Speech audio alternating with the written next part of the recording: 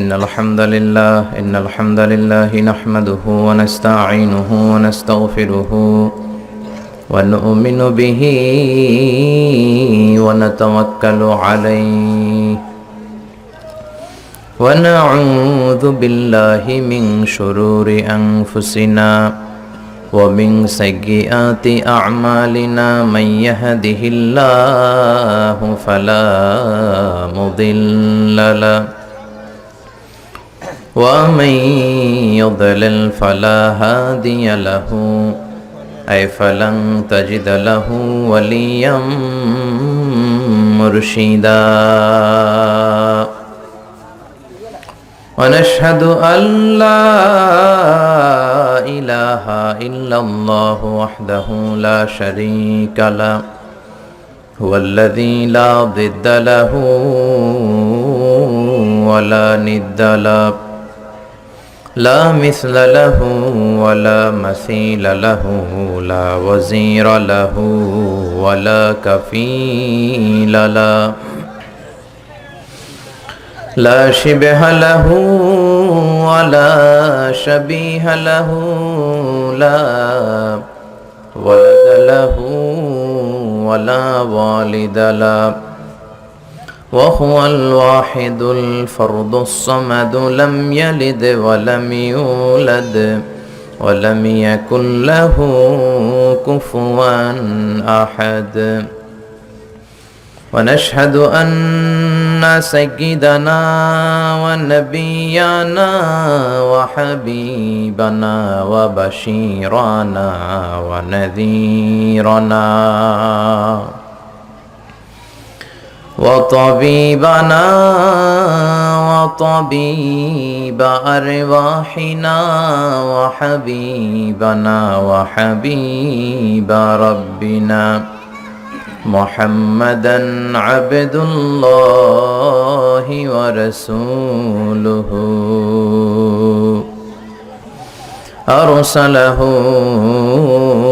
بالحق بشيرا ونذيرا وداعيا إلى الله بإذنه وسراجا منيرا أما بعد فقد قال الله تعالى في كلامه المجيد وفي فرقانه الحميد أعوذ بالله من الشيطان الرجيم بسم الله الرحمن الرحيم وقضى ربك ألا تعبدوا إلا إياه وبالوالدين إحسانا إن الله وملائكته يصلون على النبي يا أيها الذين آمنوا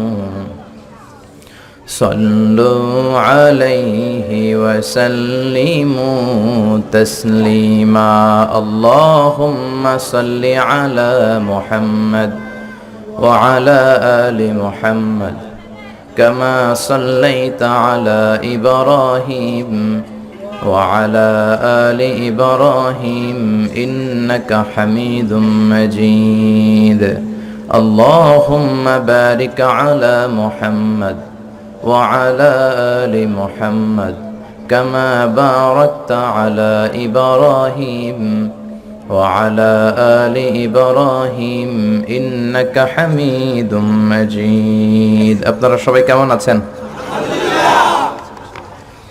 আলহামদুলিল্লাহ। আমরা সুখে দুঃখে সবসময় আলহামদুলিল্লাহ বলতে অভ্যস্ত, ঠিক কি না? আলহামদুলিল্লাহ বললে আল্লাহ আরো ভালো রাখবে, অবস্থার আরো পরিবর্তন করে দিবে, ভালো থেকে আরো ভালো করে দিবে। আর আলহামদুলিল্লাহ না বললে অবস্থা যা আছে ওইটার আরো খারাপ করে দিবে, ঠিক কি না? জহরাল ফাসাদু ফিল বাররি ওয়াল বাহর বিমা কাসাবাত আইদিন নাস। জলে স্থলে এই যে অগ্নিকাণ্ড, ফাসাদ, ভূমিকম্প, বন্যা, মারামারি, পেট্রোল বোমা, হরতাল, এগুলো তোমাদের হাতের কামাই, ঠিক কি না? আমরা যদি ভালো হয়ে যাই, আমরা যদি নামাজি হয়ে যাই, আমরা যদি মুত্তাকি হয়ে যাই, আমরা যদি আল্লাহ ওয়ালা হয়ে যাই, এই ঝড় তুফানও আসবে না, এই ভূমিকম্প আসবে না, হরতাল হবে না, মারামারি হবে না, দেশটারে শান্তির একটা টুকরায় পরিণত করে দিবে কে? এজন্য সবসময় শুকরিয়া করব কার? শুকরিয়া করলে আল্লাহ নেয়ামত বাড়ায় দেয়। লা ইন শাকারতুম লা আযীদান্নাকুম ওয়া লা ইন কাফারতুম ইন্না আযাবি লাশাদীদ। যদি নেয়ামতের শুকরিয়া করো তো নেয়ামত বাড়ায় দিব, আর যদি কুফরি করো আযাব দিব। এখন আমরা কি আযাব চাই না নেয়ামত চাই? নেয়ামত চাইলে শুকরিয়া করব কার? সবসময় আল্লাহর শুকরিয়া করব। আল্লাহ তাআলা বেশি বেশি আল্লাহ তাআলা শুকরিয়া করে তার মুকাররাবিন বান্দাদের অন্তর্ভুক্ত আমাদেরকে হওয়ার তৌফিক দান করুক। আমরা পড়ি আমিন।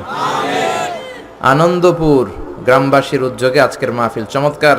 আপনাদের গ্রামের নাম আনন্দপুর। খুব আনন্দে আছেন আপনারা। সারা দেশ আছে কষ্টে, আপনারা আছেন আনন্দে। সারা দেশে নানা ধরনের বিপর্যয়, ঠিক কিনা? তো এর মধ্য দিয়েও আমরা আনন্দে থাকতে চাই। আল্লাহ আমাদেরকে আনন্দে রাখুক। আনন্দপুরের সব ঘরে ঘরে আল্লাহ তাআলা আনন্দের হিল্লোল বইয়ে দিক। 6 ফেব্রুয়ারি 2018 মঙ্গলবার বিকাল 3টা হইতে আনন্দপুর ছাড়বাজ জামে মসজিদ প্রাঙ্গণ আজকের এই তাফসীরুল কোরআনের মাহফিল। আমাকে রেখেছেন আপনারা আলোচক হিসেবে, আপনাদের শুকরিয়া। লিখেও দিয়েছেন আলোচনা সন্ধ্যা 6টা। এটা খুব ভালো। কে কোন আলোচক কয়টার দিকে বসবে এটা সবার জানা থাকলে এটা সবার জন্য সুবিধা। খুব চমৎকার অ্যারেঞ্জমেন্ট, মাশাআল্লাহ। আমার পরপরই কথা বলবেন হযরত মাওলানা বেলাল হোসেন হেলালি, ধর্মীয় আলোচক, মোহনা টেলিভিশন, ঢাকা। উনি কিন্তু খুব চমৎকার কণ্ঠে আলোচনা করে, শুনবেন ওনার আলোচনা। আল্লাহ কবুল করো। যারাই আপনারা এসেছেন, যারাই টাকা দিয়ে, পয়সা দিয়ে, বুদ্ধি দিয়ে, পরামর্শ দিয়ে আজকের এই চমৎকার কোরআনের বাগানটারে সফল করলেন, তাদের সবাইকে আন্তরিক মোবারকবাদ জানাই এবং আল্লাহ তাআলার কাছে আমরা ফরিয়াদ করি যেন আল্লাহ তাআলা আমাদের আজকের এই বসাটাকে, এই শোনাটাকে আমাদের নাজাতের ওসিলা বানায়। আমরা আল্লাহর কাছে শুধু নাজাত চাই। আল্লাহ বিচারের পরে যদি বলে তোদেরকে নাজাত দিলাম, আমাদের আর কিছু লাগবে? আমরা আল্লাহর কাছে কি বিচার চাই নাকি নাজাত? জোরে বলেন। রোজ হাসরে আল্লাহ আমার করোনা বিচার, আল্লাহ করোনা বিচার, বিচার চাহি না তব দয়া চাহে এ গুনাহগার, আল্লাহ করোনা বিচার। পড়ে না আমিন। আমরা কি বিচার চাই না দয়া চাই? কোন বিচার টিচার আমরা চাই না। আমরা আল্লাহর দয়া দিয়ে জান্নাতে যেতে চাই, ঠিক কি না? বনি ইসরাইলের একজন আবেদ অনেক ইবাদত করেছিলেন আল্লাহর। সে রাতে ঘুমাতো কম, খাইতো কম। এরকম একজন আবেদ, in the day of judgement আল্লাহ তাআলা তাকে বলবে, ইয়া আবদি উদখুলিল জান্নাতা বিরহমাতি, হে আমার গোলাম, আমার দয়ায়, আমার রহমতে তুমি জান্নাতে ঢুকে যাও। বনি ইসরাইলের এই আবেদ বলবে, বালবি আমালি, আপনার দয়া দিয়ে ঢুকা লাগবে কেন? আমি আমার আমল দিয়ে জান্নাতে যেতে চাই। নামাজ তো আমি কম পড়ি নাই, তাহাজ্জুদ তো আমি কম গুজার ছিলাম না, জিকির তো কম করি নাই, তো আপনার রহমতে যাওয়া লাগবে কেন? আমি জান্নাতে যেতে চাই আমার আমল দিয়ে। আল্লাহ বলবে, বড় ভুল করলি রে বান্দা, কারণ আমি হচ্ছি বড় সাহেব, রাজাধিরাজ, আমার সাথে হিসাব নিকাশ চলে না। ঠিক আছে, তুই যখন হিসাব নিকাশ করতে চাস, লেটস মেক এ ক্যালকুলেশন, চল একটা হিসাব করি। তোর সারা জীবনের ইবাদতগুলো, আমলগুলো একটা দাঁড়িপাল্লায় রেখে দে, আর আমি যে দয়া করে মায়া করে তোকে একটা চোখ দিয়েছি, এই চোখটা আরেক পাল্লায় রেখে দে। এরপরে ওজন দেওয়ার পর দেখা যাবে মুহূর্তের মধ্যে চোখের পাল্লাটা ভারী হয়ে যাবে। শুধু চোখের যে নেয়ামত দিয়েছে এই পাল্লাটা ভারী হয়ে যাবে। আল্লাহ বলবেন, have a look to the calculation, তুই না হিসাব করতে চাইছিলি, এবার হিসাব করে দেখ। হিসাব বলে তুই এখন জাহান্নামে যাবি, go to the hell fire, জাহান্নামে যা। এবার সে হাত জোর করে ক্ষমা চাইবে, আল্লাহ আমি বুঝি নাই, আমি আন্দাজ করতে পারি নাই আপনার রহমতের দরিয়া যে এত বড়, আপনি যে রহমত দিয়ে আমাদেরকে ধন্য করেছেন, আমার ইবাদত যে আপনার দয়ার সামনে কিচ্ছু না। আল্লাহ আমি হিসাব চাই না, যোগ বিয়োগ চাই না, ক্যালকুলেশন চাই না, আমি আপনার রহমতে জান্নাত চাই। আল্লাহ বলবে now you are on the right track, এখন তুমি লাইনে আসছো বান্দা, এখন তুমি লাইনের কথায় আসছো। কেউ তার আমল দিয়ে জান্নাত পেতে পারে? আল্লাহ বলবে উদখুলিল জান্নাতা বিরহমাতি, go to the paradise with my mercy, আমার দয়ায়, আমার রহমতে, আমার ভালোবাসায় এবার জান্নাতে ঢুকে যা। এজন্য আমাদের যে আমল, ভাঙ্গাচুরা নামাজ, রোজা, ইবাদত, এগুলো তো কোনো আমলই না, এগুলো মিজানের পাল্লায় কোনো ওজনই হবে না, ঠিক কি না? তবে আমাদের ভরসা আছে একটা, আল্লাহর দয়া, ঠিক কি না? এটার উপর ভরসা আছে না ভরসা আমলের উপর? আমলের উপর যারা ভরসা করছেন এদের সব শেষ। কিন্তু আল্লাহর দয়ার উপর যাদের ভরসা, আল্লাহর রহমতের উপর যাদের ভরসা, তাদেরকে পার করে দিবে কে? কেউ যেটা পারে না পারে কে? কেউ যেটা বোঝে না বুঝে কে? কেউ যেটা দেখে না দেখে কে? আমরা আল্লাহর দয়া চাই, আমরা আল্লাহর কাছে নাজাত চাই। আমরা শুরুতে আল্লাহ রাব্বুল ইজ্জাত ওয়াল জালালের দরবারে শুকরিয়া জানাই যে আল্লাহ তাআলা এরকম চমৎকার একটা পরিবেশে আমাদেরকে মহাবিশ্বের মহাবিশ্বয় মহাগ্রন্থ আল কোরআন আল কারীম থেকে কথা শুনবার জন্য একত্রিত হওয়ার তৌফিক এনায়েত করেছেন। আসুন সবাই হৃদয় নিংড়ানো মনের সবটুকুন ভালোবাসাকে উজাড় করে দিয়ে, সিংহ শার্দুলের মতো গর্জন করে, আকাশ বাতাস প্রকম্পিত করে, মন প্রাণ বুক মুখ একসাথে করে আমরা আওয়াজ করে পড়ে নিচ্ছি কালিমাতুশ শুকুর, আলহামদুলিল্লাহ। সবাই পড়েন রব্বানা লাকাল হামদ হামদান কাসীরান তাইয়িবান মুবারাকান ফীহি ইয়া রাব্বি লাকাল হামদু কামা ইয়ানবাগি লিজালালি ওয়াজহিকা ওয়া আযীমি সুলতানিকা লাকাল হামদু বিল ঈমান লাকাল হামদু বিল ইসলাম লাকাল হামদু বিল কোরআন। আমরা প্রশংসা করলাম কার? আল্লাহর প্রশংসা করতে ভালো লাগে সবার? আল্লাহর জিকির করতে ভালো লাগে? তাহলে আসেন আল্লাহর তিনটা ডাক দিয়ে আমরা আলোচনা শুরু করব। আল্লাহরে ডাক দিব, আল্লাহু আকবার বলে ডাক দিব, তারপরে আমরা আলোচনা শুরু করব। আমার সাথে সাথে সবাই আওয়াজ করে তিনটা তাকবীর দিবেন, আওয়াজ তুলে পড়েন লিল্লাহি তাকবীর, লিল্লাহি তাকবীর, লিল্লাহি তাকবীর। আল্লাহ আমাদের স্লোগানকে তুমি কবুল করো, এই স্লোগানকে তুমি আমাদের নাজাতের ওসিলা বানাও। আমরা এখন সরাসরি যে বইটা থেকে কথা শুনবো, বইটার নাম সবাই বলবেন কি নাম? এই কোরআনে কোনো ভুল আছে? সন্দেহ আছে? এই কোরআন পড়লে আত্মাটারে ঠান্ডা করে দেয় কে? ওয়া ইযা তুলিয়াত আলাইহিম আয়াতু যাদাতহুম ঈমানা। এই কোরআনের তেলাওয়াত যখন কারো সামনে করা হয়, তখন মুমিনদের, ইমানদার, ইমানওয়ালা বান্দাদের অন্তরে ঈমান বেড়ে যায়, কলিজাটা ঠান্ডা হয়ে যায়, হৃদয়টা প্রশান্ত হয়ে যায়, ঠিক কিনা? এই কোরআনের এমন সম্মোহনী শক্তি, এমন অ্যাট্রাকটিভ পাওয়ার এই কোরআনের ভেতরে আছে। এই কোরআনের তেলাওয়াত শুনলে, তাফসির শুনলে শুধু মুমিনদের হৃদয়ই ঠান্ডা হয় না, কাফিরদের হৃদয়ও ঠান্ডা হয়ে যায়। চিল্লা এখন ঠিক কিনা? পৃথিবী বিখ্যাত কারি আব্দুল বাসেত ইবনে আব্দুস সামাদ, ওনাকে নিয়ে মিশরের প্রেসিডেন্ট জামাল আব্দুল নাসের সোভিয়েত ইউনিয়নে একটা ট্যুর করেছিল, সাথে ছিল ওনার মন্ত্রী বহর। তো রাশিয়ার প্রেসিডেন্টের কাছে উনি মন্ত্রীদের পরিচয় করায় দিচ্ছে। আগে এটার নাম ছিল সোভিয়েত ইউনিয়ন, এখন এটাকে আমরা কি বলি?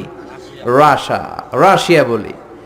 তো জামাল আব্দুল নাসের রাশিয়ার প্রেসিডেন্টের কাছে পরিচয় করায় দিচ্ছে, this is my home minister, this is my finance minister, this is my education minister. এটা আমার এই মন্ত্রী, ওই মন্ত্রী। আর মিশরের সবগুলো মন্ত্রী সুটেড বুটেড, প্যান্ট পরা, শার্ট পরা, টাই পরা প্রত্যেকে। তো সবাইকে যখন পরিচয় করানোর পর্ব শেষ, রাশিয়ার প্রেসিডেন্ট বলে, এই যে জুব্বা পরা লোক, এটা আবার কোন মন্ত্রী? জামাল আব্দুল নাসির বলেন, না এটা কোনো মন্ত্রী না, এটা আমাদের কারি। এটা আমাদের কি? রাশিয়ার প্রেসিডেন্ট বলে, কারি আবার কি? তারা তো কারিটারি কি বুঝে না, ঠিক কিনা? তো তৎকালীন মিশরের প্রেসিডেন্ট জামাল আব্দুল নাসের বুঝিয়ে দিল, উনি হচ্ছে আমাদের ধর্মীয় কিতাবের আবৃত্তিকারক, রিসাইটার অফ আওয়ার হোলি বুক কোরআন। আমাদের বিভিন্ন প্রোগ্রামে, বড় বড় কনফারেন্সে, বড় বড় অনুষ্ঠানে তিনি আমাদের ধর্মীয় কিতাব আবৃত্তি করে শোনান, আর এটা শুনলে আমাদের অন্তর ঠান্ডা হয়ে যায়। তো রাশিয়ার প্রেসিডেন্ট বলে, আজকে রাতেও তো আমাদের একটা প্রোগ্রাম আছে, তবে এটা বেলি ড্যান্সের প্রোগ্রাম। কিসের প্রোগ্রাম? রূপবানে নাচে কোমর দুলাইয়ার প্রোগ্রাম। ডান্স হবে, ডান্স ডান্স চলবে আর আমরা মদ খাবো। তো এক কাজ করি, আপনি যেহেতু কারি নিয়ে আসছেন, আজকে আমাদের এই নৈশভোজের ডান্স আমরা বন্ধ করে দিলাম। এই ডান্সের পরিবর্তে আমরা কোরআনের তেলাওয়াত শুনবো, আপনাদের ধর্মীয় গ্রন্থের তেলাওয়াত শুনবো আর মদ খাবো। তেলাওয়াত শুনবো আর কি খাবো? কি মিলাইছে দেখছেন? তেলাওয়াতও শুনবে আবার মদও খাবে। তো জামাল আব্দুল নাসের রাজি হলেন, ঠিক আছে আমি আমার কারি সাহেবকে রাজি করাবো। তো কারি আব্দুল বাসেত ইবনে আব্দুস সামাদ উনি রাজি হলেন, উনি তেলাওয়াত করবেন। তো নৈশভোজে ওনাকে নিয়ে যাওয়া হলো। সিঙ্গাররা যেখানে বসে গিটার বাজায় আর গান গায়, উনি ওখানে বসে তেলাওয়াত করবেন। তো ওই দিনকার পুরো তেলাওয়াতটা উনি চোখ বন্ধ করে করেছিলেন। আর তেলাওয়াত শুরু করার আগে আল্লাহরে বলেছিলেন, আল্লাহ, এই লিডারগুলো সব ছিল কমিউনিস্ট লিডার। আল্লাহরে বলেছে, আল্লাহ আমার গলায় যত সুর তুমি দিয়েছো সব সুর উজাড় করে আমি তেলাওয়াত করব। তুমি কোরআনের এই পাওয়ারটা, এই রিদমটা, এই আকর্ষণটা এই কমিউনিস্ট লিডারদের অন্তরের ভিতরে তুমি ঢুকিয়ে দিও। তো সবার হাতে glass, whisky, red wine, alcohol, মদ। এখনই মদ খাওয়া শুরু করবে। কারি আব্দুল বাসিত ইবনে আব্দুস সামাদ তেলাওয়াত শুরু করলেন, আউযু বিল্লাহি মিনাশ শাইতানির রাজীম। উনি চোখ বন্ধ করে তেলাওয়াত শুরু করলেন। উনি তেলাওয়াত শুরু করার সাথে সাথে সবাই মদের বোতল আর গ্লাস রেখে দিয়ে ওনার তেলাওয়াত শুনতে শুরু করে দিল। ওনার গলায় এমন সম্মোহনী শক্তি ছিল, কেউ তেলাওয়াত শুনলে অবাক হয়ে যেত। তারা মদও খায় না, মদের বোতলের দিকে তাকায়ও না, মদের গ্লাসও হাতে নেয় না, শুধু আব্দুল বাসিদের দিকে তাকিয়ে আছে। তেলাওয়াত শুনতে শুনতে মনের অজান্তে ওদের চোখ দিয়ে পানি নামতে শুরু করলো, কাঁদতে শুরু করেছে। দীর্ঘ লম্বা সময় কারি আব্দুল বাসিত ইবনে আব্দুস সামাদ ওনার গলায় যত সুর ছিল সব সুরের ঝংকার উজাড় করে উনি তেলাওয়াত করলেন। আর কমিউনিস্ট লিডাররা মনের অজান্তে প্রাণ ভরে কাঁদলো। তেলাওয়াত শেষ। এবার মিশরের প্রেসিডেন্ট জামাল আব্দুল নাসের রাশিয়ার প্রেসিডেন্ট এবং কমিউনিস্ট লিডারদেরকে জিজ্ঞেস করলো, আপনারা কাঁদলেন কেন? আপনারা কি আমাদের কারি সাহেবের তেলাওয়াতের অর্থ বুঝতে পেরেছেন? তারা বলেন, না, we didn't understand a single word he recited in front of us. আমাদের সামনে যে তেলাওয়াত হয়েছে এর একটা শব্দও বুঝি নাই। তো কাঁদলেন কেন? তারা বলে, জানি না, তেলাওয়াতটা শোনার সাথে সাথে আমাদের হৃদয়টা ঠান্ডা হয়ে গেল। এত সুন্দর আবৃত্তি আমরা জীবনে শুনি নাই। আমাদের হৃদয়ে আসলে অনেক জ্বালা, অনেক যন্ত্রণা, অনেক দুঃখ, কষ্ট, এগুলোকে ভুলে থাকার জন্য আমরা রাত্রিবেলা বেলি ড্যান্স দেখি আর মদ খাই। তো এরকম কারি যদি আমাদের দেশে থাকতো, আমরা বেলি ড্যান্স বাদ দিয়ে প্রতিদিন রাতে কোরআনের তেলাওয়াত শুনতাম। সুবহানাল্লাহ কইতে পারলেন না? ওই কোরআন আজও আমাদের সামনে আছে না নাই? এই কোরআনে কোনো ভুল নাই, কোনো সন্দেহ নাই। এই কোরআন শুধু মুমিনদের হৃদয়কে বিগলিত করে না, কাফিরদের হৃদয়কেও বিগলিত করে দেয়। চিল্লায় বলেন ঠিক কি না? গোটা বিশ্বের সবাই মিলেও যদি এরকম আর একটা কার্বন কপি মানুষকে উপহার দিতে যায়, বিশ্ববাসী ব্যর্থ হবে। কোরআনের মতো দ্বিতীয় কোনো বই তৈরি করা সম্ভব না। চিল্লায় এখন ঠিক কি না? জাকির নায়েকের উস্তাজ আহমদ দিদাত, ওনার গুরু, একটা বই লিখেছেন, the ultimate miracle of the holy Quran. ওই বইয়ের ভেতরে উনি উল্লেখ করেছেন যে আমেরিকাতে সবচেয়ে পাওয়ারফুল যে কম্পিউটার ওদের মিলিটারি বেসে ইউজ হয়, ওইটার নাম হচ্ছে ক্রে-1 সুপার কম্পিউটার। আমেরিকার সেনাবাহিনীতে যারা চান্স পায় তাদের ম্যাথমেটিক্যাল ক্যালকুলেশন করার জন্য তারা এই ক্রে-1 সুপার কম্পিউটার ইউজ করে, পৃথিবীর সবচেয়ে পাওয়ারফুল কম্পিউটার। তো এই ক্রে-1 সুপার কম্পিউটারের মাইক্রোচিপসের ভেতরে কোরআনের তথ্য উপাত্তগুলো দিয়ে, যে ১৫০০ বছর আগে যখন গোটা বিশ্বে কোনো ইনফরমেশন টেকনোলজি ছিল না, এমন সময়ে কোরআন এত এত সায়েন্টিফিক ইন্ডিকেশনস নিয়ে প্রেডিক্ট করেছে। এই বিষয়গুলোকে কম্পিউটারের মাইক্রোচিপসে ঢুকিয়ে আমেরিকার সায়েন্টিস্টরা কমান্ড করেছে ক্রে-1 সুপার কম্পিউটারের মাইক্রোচিপসে যে, is it possible to create a book like Quran? এত তথ্য সমৃদ্ধ যেই বইটা ১৫০০ বছর আগে মহাবিশ্ব হাতে পেয়েছে, এরকম আরেকটা বই বর্তমান সময়ে তৈরি করা কি সম্ভব? কিন্তু ক্রে-1 সুপার কম্পিউটার অ্যানালাইসিস করে উত্তর দিয়েছে, ইয়েস, ইটস পসিবল, এটা সম্ভব, but you need to spend more than 63 octillion years. সম্ভব, তবে পৃথিবীর সব মানুষগুলোর 63 অক্ট্রিলিয়ন বছর চেষ্টা করতে হবে, ইফোর্ট দিতে হবে। তাহলে মেবি, পারহ্যাপস, সম্ভবত কোরআনের মতো আরেকটা বই বানানো যেতে পারে। শুনে বিজ্ঞানীরা মহা খুশি। আরে এতদিন শুনছি কোরআন একটা অজেয় কিতাব, এটাকে জয় করা যায় না, এর মতো আরেকটা বানানো যায় না। এখন আমাদের তৈরি ক্রে 1 সুপার কম্পিউটার আমাদেরকে বিশ্লেষণ করে বলছে কোরআনের মতো আরেকটা বই নাকি বানানো সম্ভব। হোক না অক্ট্রিলিয়ন আর ফক্ট্রিলিয়ন, পারা তো যাবে, আমরা চেষ্টা করব। কিন্তু নিউমেরিক্যাল সায়েন্স বলে octillion is very dangerous to reach there for human being. মানুষের জন্য এটা খুব ভয়ের কথা, ভয়ঙ্কর কথা যে অক্ট্রিলিয়ন পর্যন্ত মানুষ পৌঁছবে। 63 অক্ট্রিলিয়ন বছর তো অনেক দূরের কথা, 63 বছরই তো আমরা বাঁচি না, ঠিক কিনা? যারা সংখ্যাতাত্ত্বিক নিয়ম জানেন তারা জানেন যে সংখ্যা শুরু করি আমরা একক দিয়ে, তারপরে শতক, তারপরে সহস্র, তারপর উজুত, তারপরে লক্ষ, নিযুত, কোটি, million, billion, trillion, zillion, pillion, তারপরে হচ্ছে অক্ট্রিলিয়ন। তাও 1 2 3 অক্ট্রিলিয়ন নয়, 63 অক্ট্রিলিয়ন যদি পৃথিবীর সব মানুষ হায়াত পায় আর তাদের কাজকর্ম সব রেখে দিয়ে যদি কোরআনের মতো এরকম একটা বিস্ময়কর কিতাব তারা বানাতে চায়, কোরআনের মতো সমৃদ্ধ করে, তাহলে পৃথিবীর সব মানুষগুলো 63 অক্ট্রিলিয়ন বছর চেষ্টা করলে তাও মেবি আছে না নাই, পারহ্যাপস আছে না নাই, সম্ভবত কোরআনের মতো আরেকটা বই বানালেও বানানো যেতে পারে। কিন্তু সর্বশেষ লজিক্যাল আর্গুমেন্টের দিকে তাকিয়ে কম্পিউটারের সর্বশেষ অ্যানালাইসিস হচ্ছে actually it's quite impossible to create a book like Quran. আসলে পৃথিবীর মানুষের জন্য এই কোরআনের মতো আরেকটা বই বানানো অসম্ভব, চিল্লা এখন ঠিক কিনা? কারণ পৃথিবীর সবগুলো মানুষের 63 অক্ট্রিলিয়ন বছর বাঁচাও সম্ভব না, আর কোরআনের মতো আরেকটা বই বানানো সম্ভব।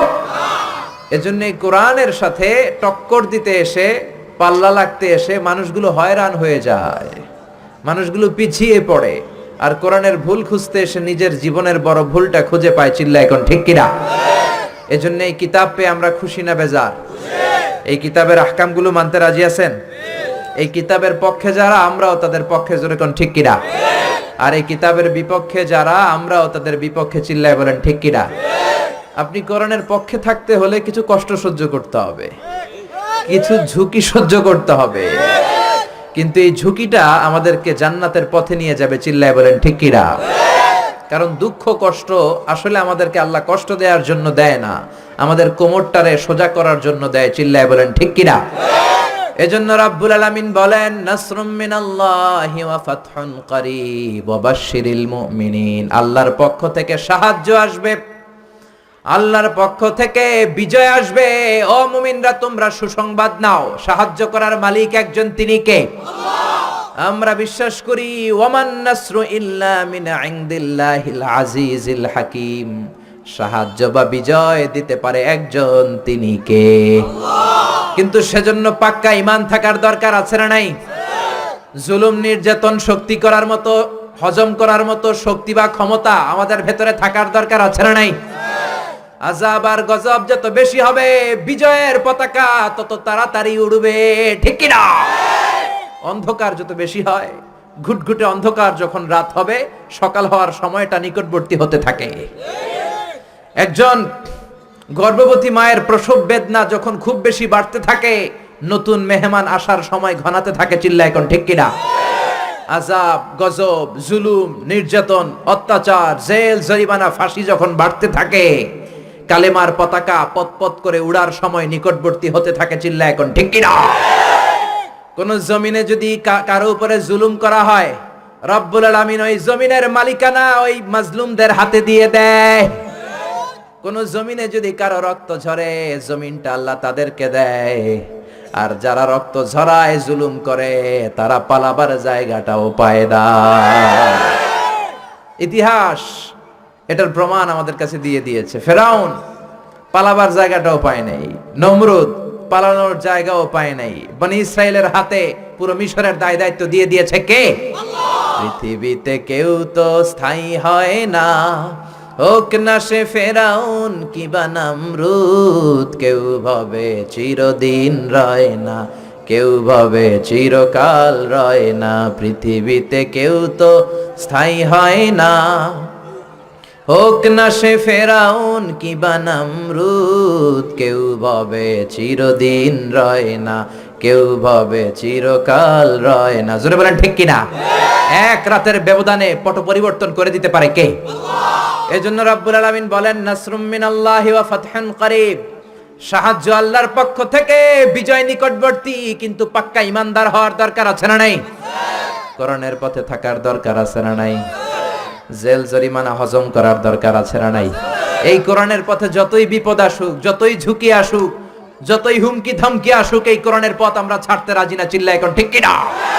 এই কোরআনের জন্য আমরা জীবন বাজি রাখতে পারি। রাজি আছে মুসলমান? কারা কারা রাজি? দু হাত উঁচু করে আল্লাহর দেখাও।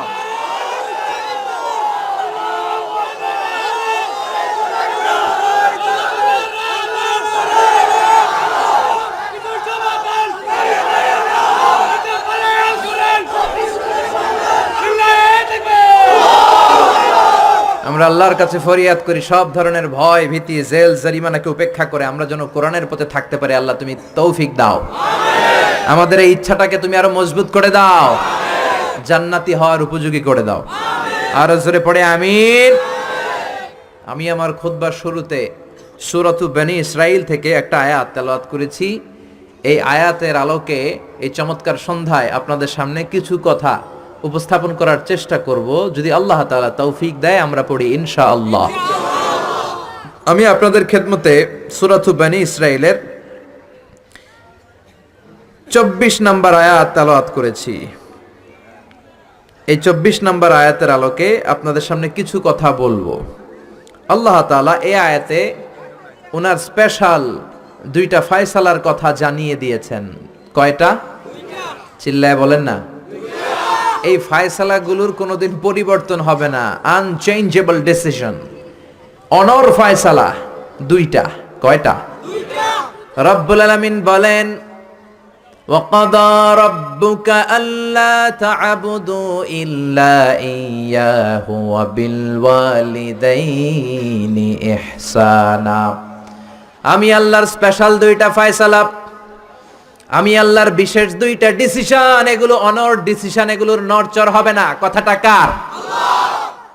প্রথম ডিসিশন হলো আল্লাহ তা'বুদু ইল্লা ইয়্যা, শুধুমাত্র কেবলমাত্র একমাত্র আল্লাহর জন্য হবে ইবাদত, আল্লাহ ছাড়া কারো ইবাদত করা যাবে না।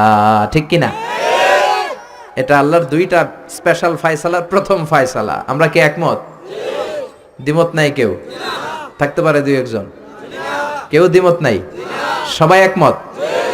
আল্লাহ বললেন আল্লাহ তা'বুদু ইল্লা ইয়্যাহ, আমার স্পেশাল ফয়সালা দুইটা ফয়সালা, অনর ফয়সালা। এই ফয়সালাগুলোর কোনো নড়চড় হবে না। প্রথম ফয়সালা, ইবাদত হবে শুধুমাত্র একজনের, তিনি হলেন আমাদের আল্লাহ। জিকির হবে শুধুমাত্র আমাদের আল্লাহর, সেজদা দেব শুধু একজনকে, তিনি কে?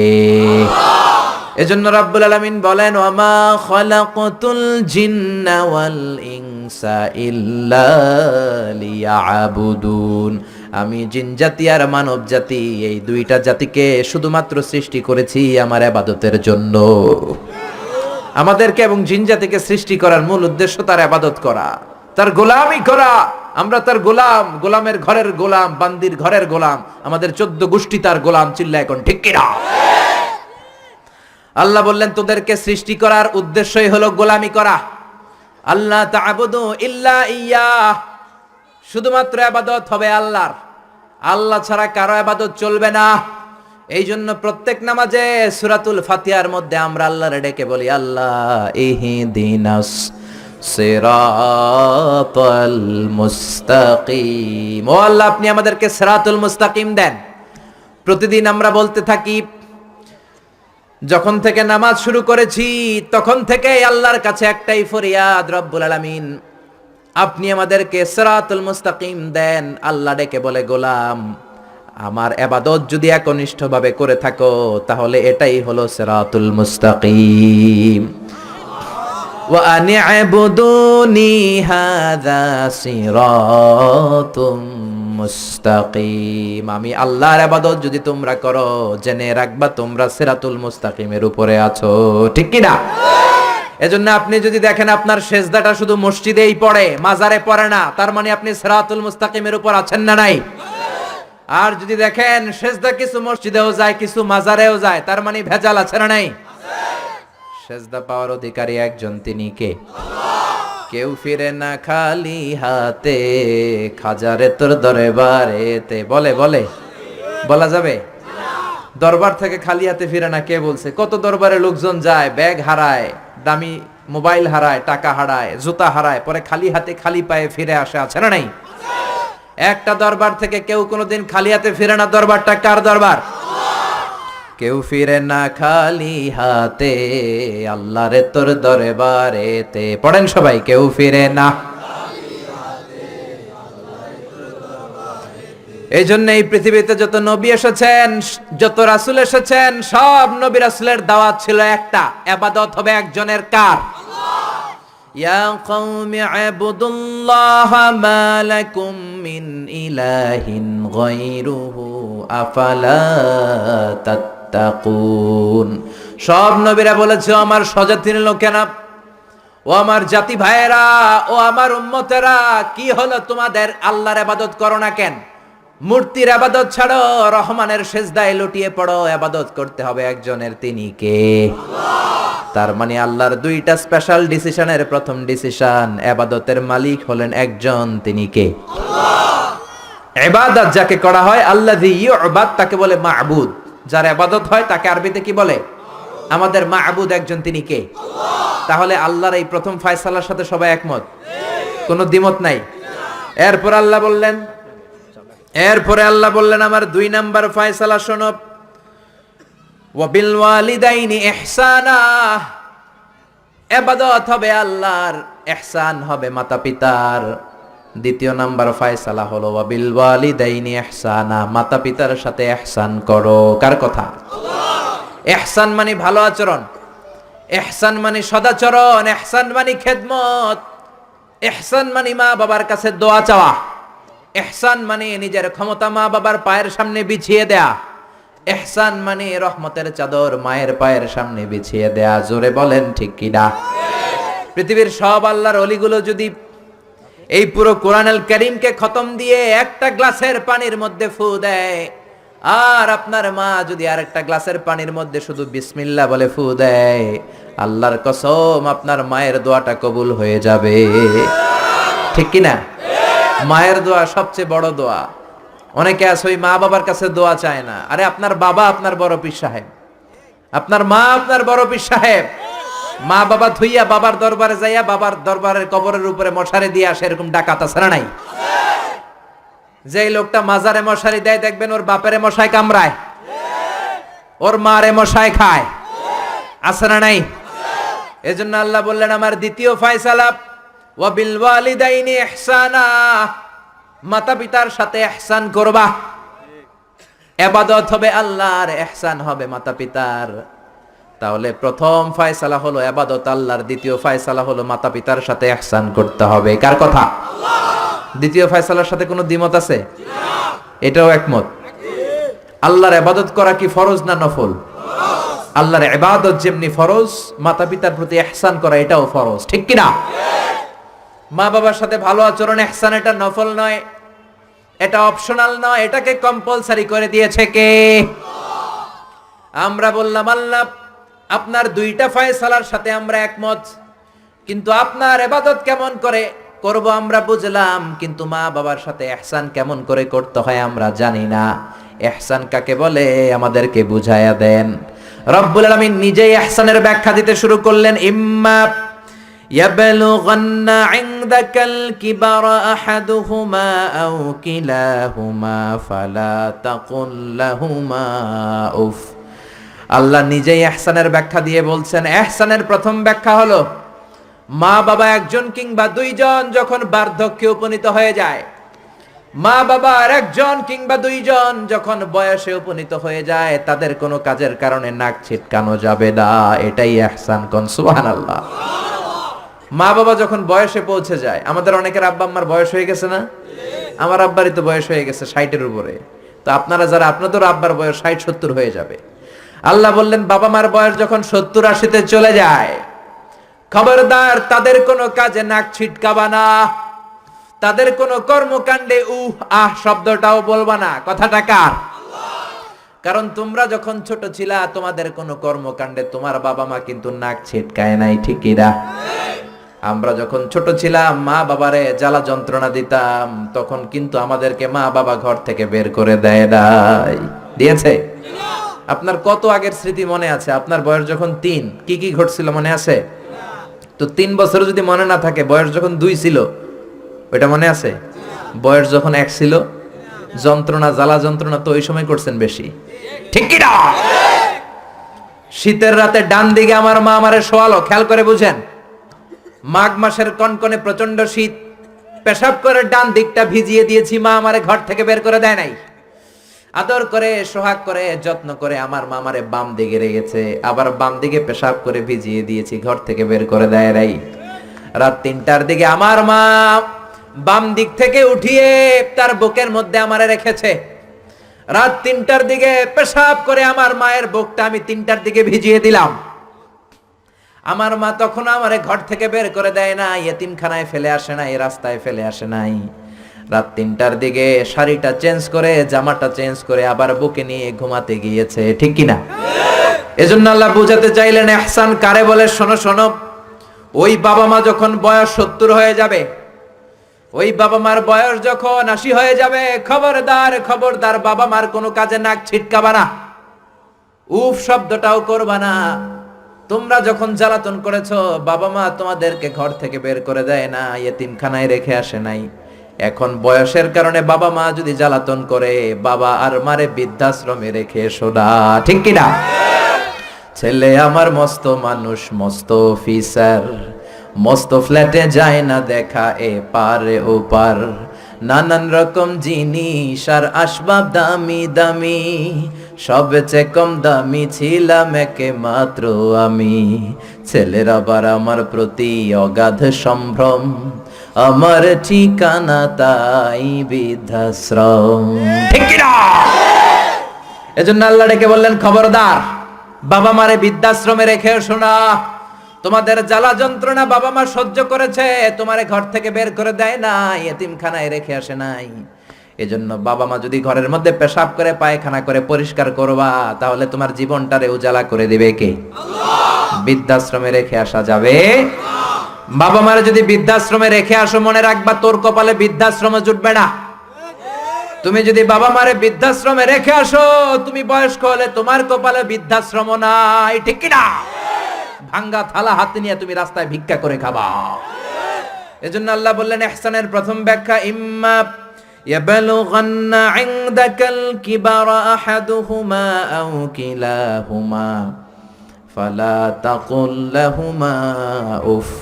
বাবা মা যখন বার্ধক্যে উপনীত হয়, তাদের কোনো কাজে নাক ছিটকাবা না, উফ শব্দটাও করবা না, উহ আহ এটাও বলা যাবে না। কথাটা কার? ইহসানের 2 নাম্বার ব্যাখ্যা, ওয়ালা তানহারহুমা, আব্বা আম্মারে ধমক দিও না। কিছু ডাকা আইতাছে, মায়েরে ধমক দেয়, মায়েরে ডাকে বুড়া, বাবারা ডাকে বুড়া, মায়েরে ডাকে বুড়ি, আছে না নাই? কেমন করে মা বাবারে তুমি বুড়া বুড়ি ডাকো? তারা তো বুড়া বুড়ি হয়েছে তোমার কারণে, তোমারে মানুষ করতে যে তারা তাদের জীবন যৌবন সব হারিয়েছে, তোমারে লেখাপড়া করাতে যে তারা তাদের জমিন হারিয়েছে, তোমাকে বিদেশ পাঠাতে যে তারা তাদের ভিটে মাটি হারা হয়েছে। কিছু লোক আছে এলাকার সবার সাথে খুব মিষ্টি আলাপ, বন্ধু বান্ধবের সাথে খুবই ভদ্রতা, কিন্তু ঘরে ঢুকলেই মায়ের সাথে ঝিড়কি দিয়ে কথা বলে, ধমক দিয়ে কথা বলে, এরকম বেয়াদব আছে না নাই? আল্লাহ বললেন ওয়ালা তানহারহুমা, ধমক দিও না, তোমার সব আমলগুলো বাতিল করে দিবে কে? ওয়ালা তানহারহুমা ওয়া কুল লাহুমা কওলান কারীমা, বরং বাবা মার সাথে কোমল আচরণ করো। যত ভদ্রতা তুমি জানো, যত নম্রতা তুমি শিখেছো, যত কার্টিসি তুমি জানো, সব কার্টিসি বাবা মার সাথে মেনটেন করবা। যত সফটলি কথা বলা যায়, যত কোমল ভাবে কথা বলা যায়, যত মোলায়েম ভাষায় কথা বলা যায়, বলতে হবে কার সাথে? জোরে বলেন, রাজি আছেন তো? রাজি আছেন? এরপর আল্লাহ বললেন ওয়াখফিদ লাহুমা জানাহায যুল্লি মিনার রাহমাতি ওয়া কুর রাব্বিরহামহুমা কামা রাব্বায়ানি সাগীরা। ওয়াখফিদ লাহুমা জানাহায যুল্লি মিনার রাহমা, বাবা মার জন্য রহমতের চাদর বিছিয়ে দাও। তোমার যত সম্পদ আছে মা বাবার পায়ের সামনে বিলিয়ে দাও, তোমার জীবনে বরকত দিবে কে? আল্লাহ। এজন্য প্রথম বেতন পেলে টাকাটা দিবেন মায়ের হাতে, গিফট কিনলে আগে দিবেন মাকে, বউরে দিবেন না ওটা বলতেছে না, বউরে তো দিবেনই, কিন্তু আগে মায়ের হাতে কিছু দিবেন, তাহলে আপনার ইনকামে বরকত দিবে কে? আল্লাহ। আর বাবা মা একজন কিংবা 2 জন যদি দুনিয়া থেকে বিদায় নেয়, বাবা মার কবরের সামনে দাঁড়িয়ে চোখের পানি ছেড়ে তোমরা পড়ো রব্বির হামহুমা কামা রব্বায়ানি সগীরা ওয়া কুর রব্বির হামহুমা কামা রব্বায়ানি সগীরা। কবরের সামনে দাঁড়িয়ে আল্লাহরে বলেন, আল্লাহ বাবা মা ছোটবেলা যেমনি আমাদেরকে আদর দিয়ে সোহাগ দিয়ে ভালোবাসা দিয়ে আগলে নিয়েছে, আমার বাবা মা ইন্তেকাল করার কারণে তোমার কাছে যাওয়ার পরে তুমিও আদর আর ভালোবাসা দিয়ে আমার বাবা মাকে কাছে টেনে নিও। পড়ে না আমিন? আর জোরে পড়ে না আমিন? এজন্য আল্লাহর ফয়সালা দুইটা। জোরে বলেন কয়টা? সবাই বলেন। ঘুম আসছে তো জিমাই পড়েন কেন? ফয়সালা কয়টা? এক নাম্বার ফয়সালা ইবাদত হবে একজনের, তিনি কে? দুই নম্বরে খেদমত করতে হবে কার? বিশ্বনবী বললেন এই পৃথিবীতে যত ভালো আমল আছে তার মধ্যে শ্রেষ্ঠ ভালো আমল হচ্ছে মা বাবার খেদমত, বিররুল ওয়ালিদাইন। এক সাহাবী বললেন আইয়ুল আমালি আফদাল ইয়া রাসূলুল্লাহ, ও নবী সবচেয়ে ভালো আমল কোনটা? বিশ্বনবী বললেন সবচেয়ে ভালো আমল তিনটা। জোরে কোন কয়টা? তিনটা। এক নম্বরে আসসালাতু ফি ওয়াক্তিহা, সময় মতো নামাজ। যেখানে আজান হবে ওই জায়গায় নামাজ পড়ার দরকার আছে না নাই? সালাতে কায়েম করো, সালাতে কায়েম করো, হবে সম্মানী তুমি, হবে জান্নাতি তুমি, হবে সম্মানী তুমি, হবে জান্নাতি তুমি, দিবে কাল হাসরে শীতল ছায়া আরশে আজিম, রব্বিয়াল আলা রব্বিয়াল আযীম। ঠিক কি না? এক নাম্বার ভালো আমল হচ্ছে সময় মতো নামাজ। দুই নাম্বার সবচেয়ে ভালো আমল হলো বিররুল ওয়ালিদাইন, মাতা পিতার খেদমত করা। তিন নম্বরে সবচাইতে ভালো আমল হলো আল জিহাদ ফি সাবিলিল্লাহ, আল্লাহর রাস্তায় জিহাদ করা। সুবহানাল্লাহ। তার মানে এই পৃথিবীর সবচাইতে তিনটা ভালো আমলের মধ্যে মা বাবার সাথে খেদমত করাটা আছে না নাই? এই পৃথিবীর সবচেয়ে ভালো আমল যে তিনটা, এর মধ্যে মা বাবার খেদমত করাটাও আছে। ঠিক কি না?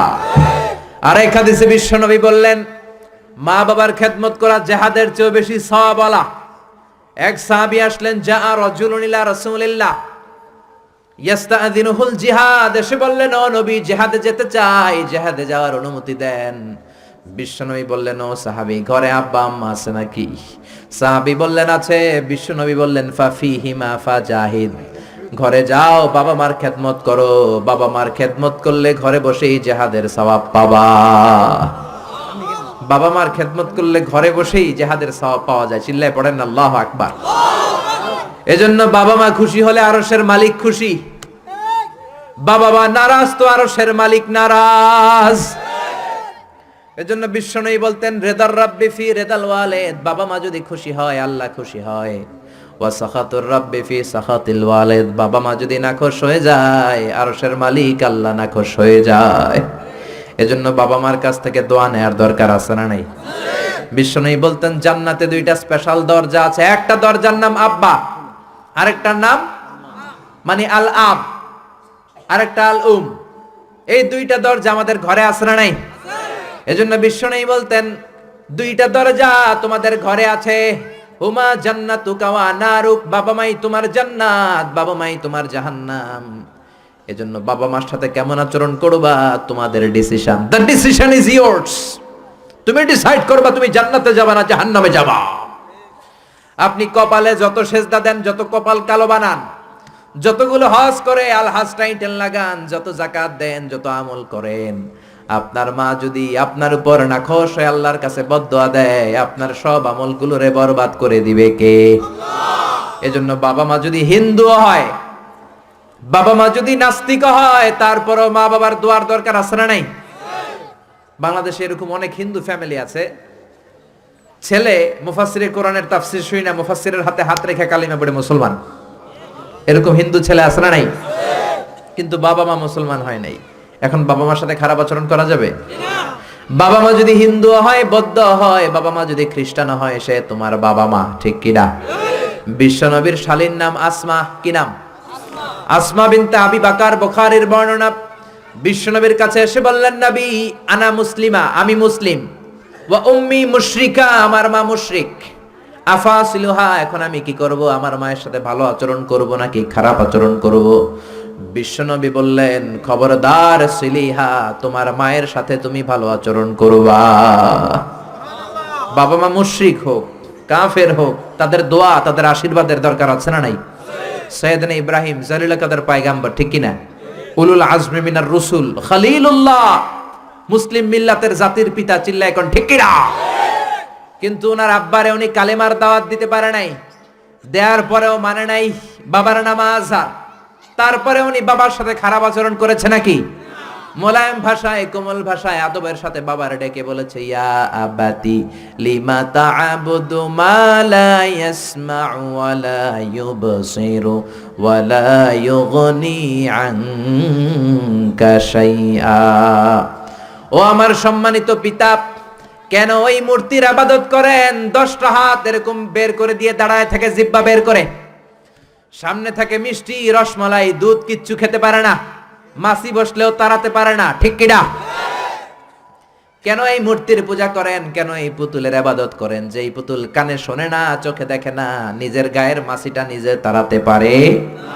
বাবারে আদর করে, যত্ন করে, সম্মান দিয়ে বুঝালেন, কিন্তু বাবার সাথে কি সাইয়েদনা ইব্রাহিম খারাপ আচরণ করেছে?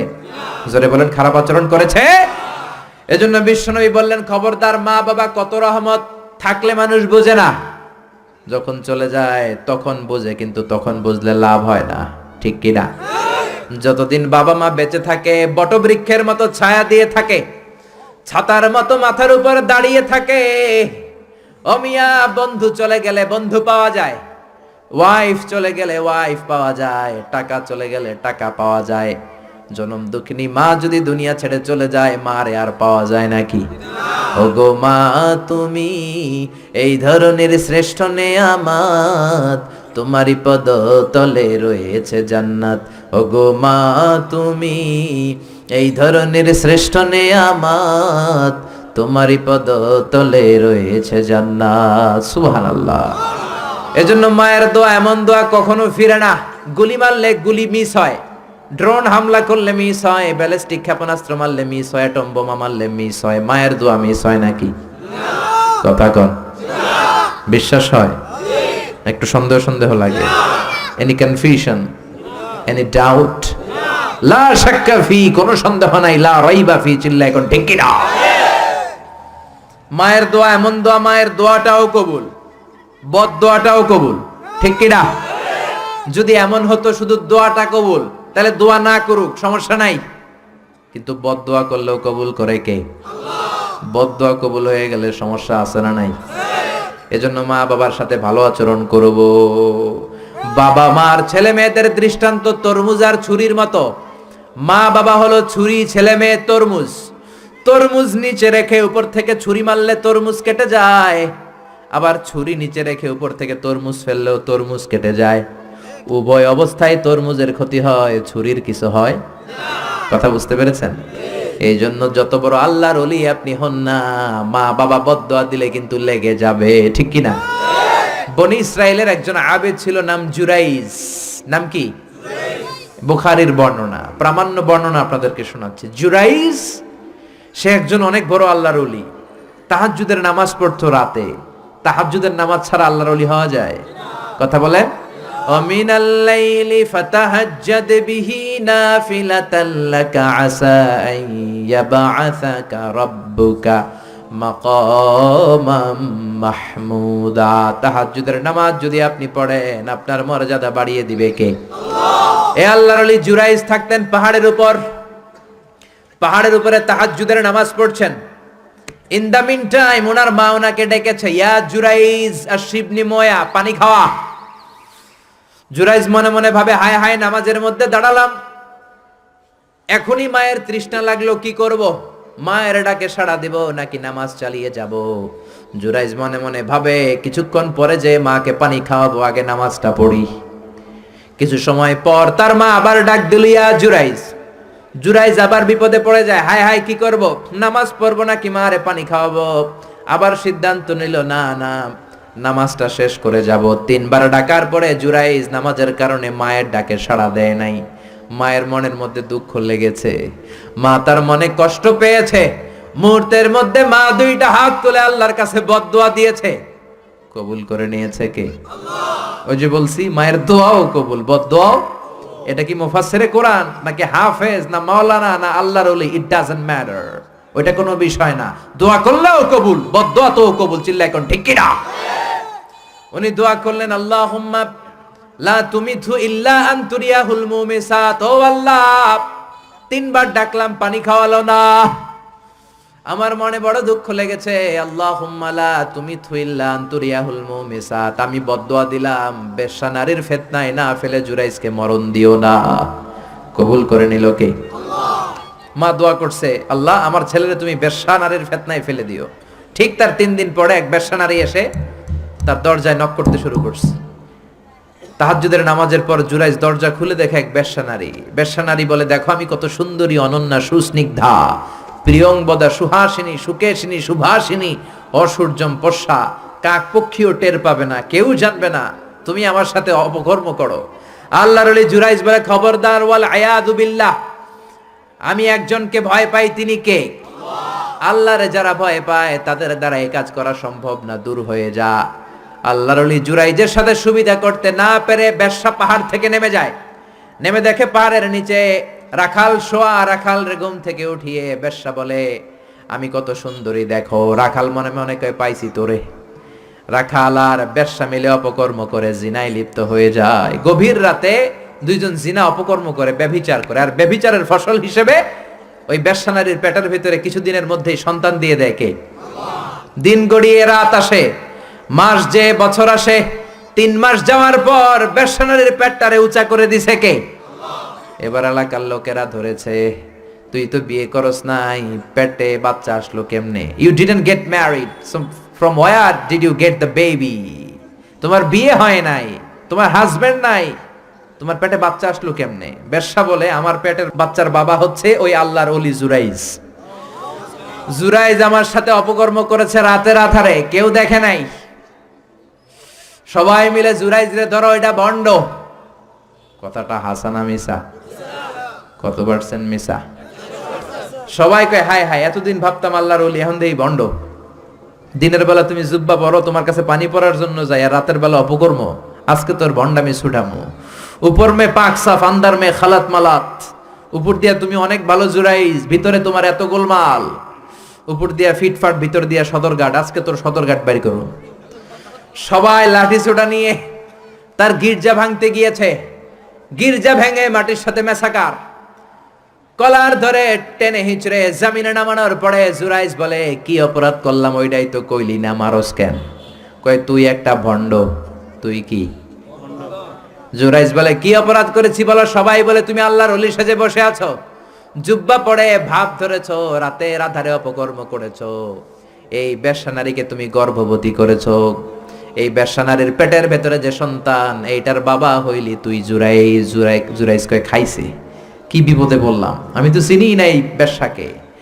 জুরাইজ বলল, ঠিক আছে, কি করবা? সবাই কয়, তোর ডেথ পেনাল্টি, মৃত্যুদণ্ড। কি দণ্ড? যুগে যুগে মৃত্যুদণ্ড আছে না নাই? মৃত্যুদণ্ড, এখনই তোমার শিরোচ্ছেদ করা হবে। জুরাইজ বলে, ঠিক আছে, শিরোচ্ছেদ করবার সমস্যা নাই। শিরোচ্ছেদ করার আগে 2 রাকাত নামাজ পড়ার অনুমতি দাও। কয় রাকাত? আল্লাহর ওলি জুরাইজ চোখের পানি ছেড়ে 2 রাকাত নামাজ পড়ে আল্লাহর ডেকে বলে, আল্লাহ তুমি যদি এক হও, তুমি যদি কাদের হও, তুমি যদি সব ক্ষমতার মালিক হও, আজকে এই বেশ্যার পেটের বাচ্চাটার ইঙ্গিত করে একটা প্রশ্ন করব, তুমি পেটের বাচ্চার মুখের জবান খুলে দিবা। আল্লাহ পারে? এই ছোট্ট বাচ্চার জবান খুলে দিতে পারবে? এত ক্ষমতা আল্লাহর। হাজার হাজার মানুষ দাঁড়িয়ে আছে। 2 রাকাত নামাজের পর জুরাইজ বেশ্যারে ডেকে বলে, বেশ্যা দিকে আয়, তোর পেটের বাচ্চার বাবাকে। কয়, আননে। জুরাইজ কয়, সর্বনাশ।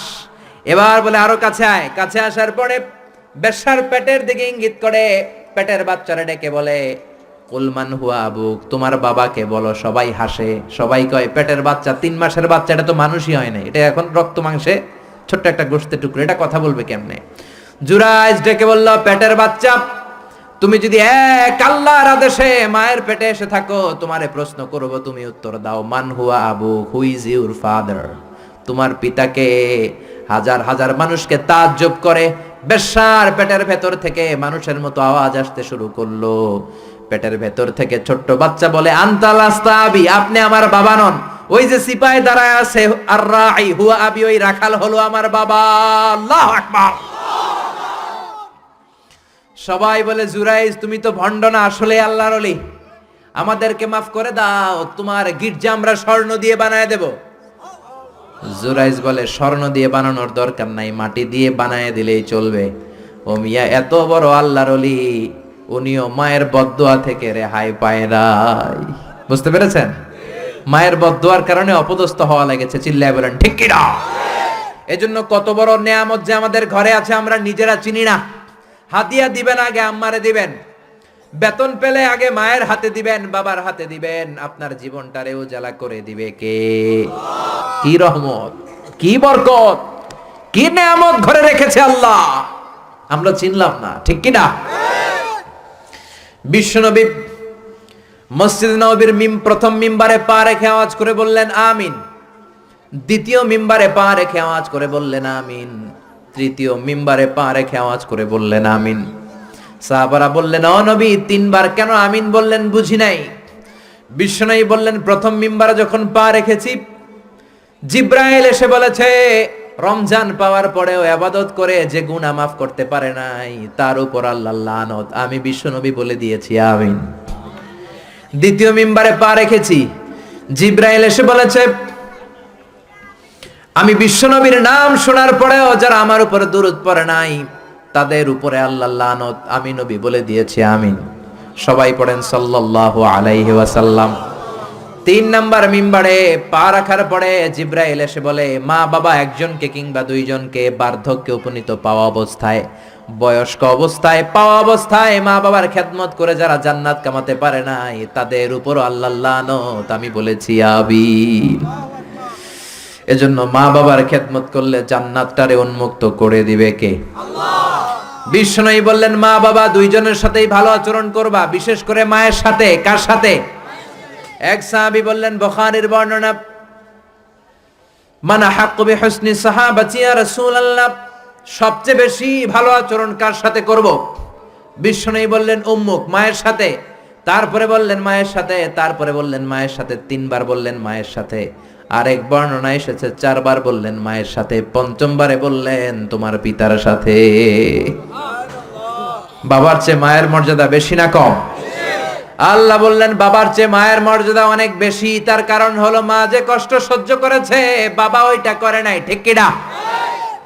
হামালাতহু উম্মুহু, বাবা তোমারে পেটে ধরে নাই, পেটে ধরেছে কে?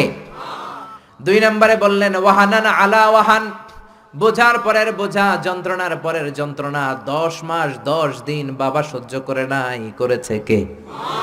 তিন নম্বরে বললেন ওয়াফিসালুহু ফি আমাইন, 2 বছর বাবা দুধ খাওয়ায় নাই, দুধ খাওয়ালো কে? 2 বছর আপনি দুধ খাইছেন, তার মানে কত লিটার দুধ আপনি খেয়েছেন, কত গ্যালন, কত গ্লাস দুধ আপনি খেয়েছেন, কোনো হিসাব আছে? বিশ্বনবী ধমক দিয়ে বললেন, লাউ কাতাআতা জিলদাক, জিলদ মানে কি? চামড়া।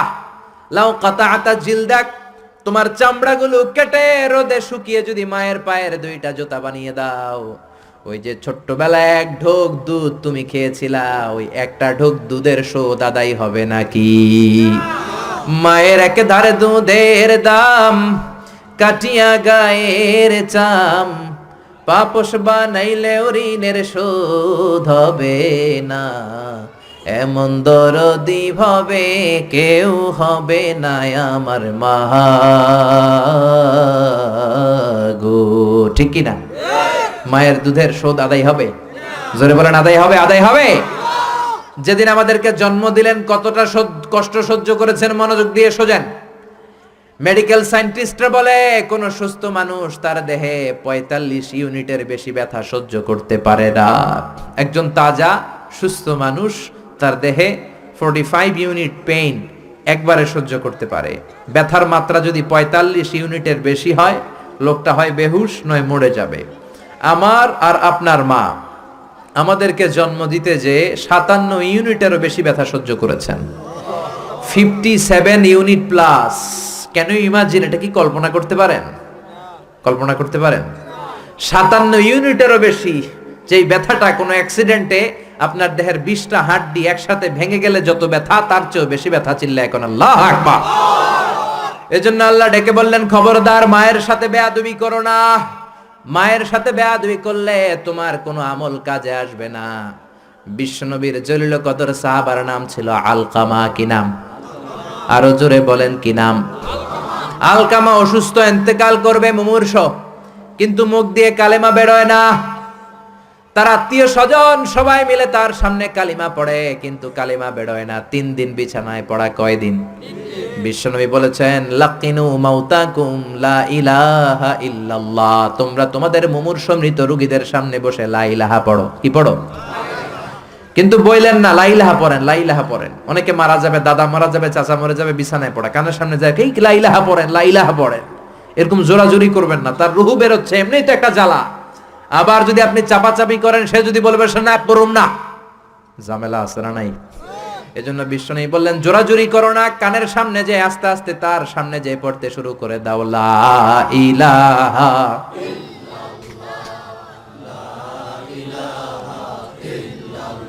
লা ইলাহা ইল্লাল্লাহু মুহাম্মাদুর রাসূলুল্লাহ।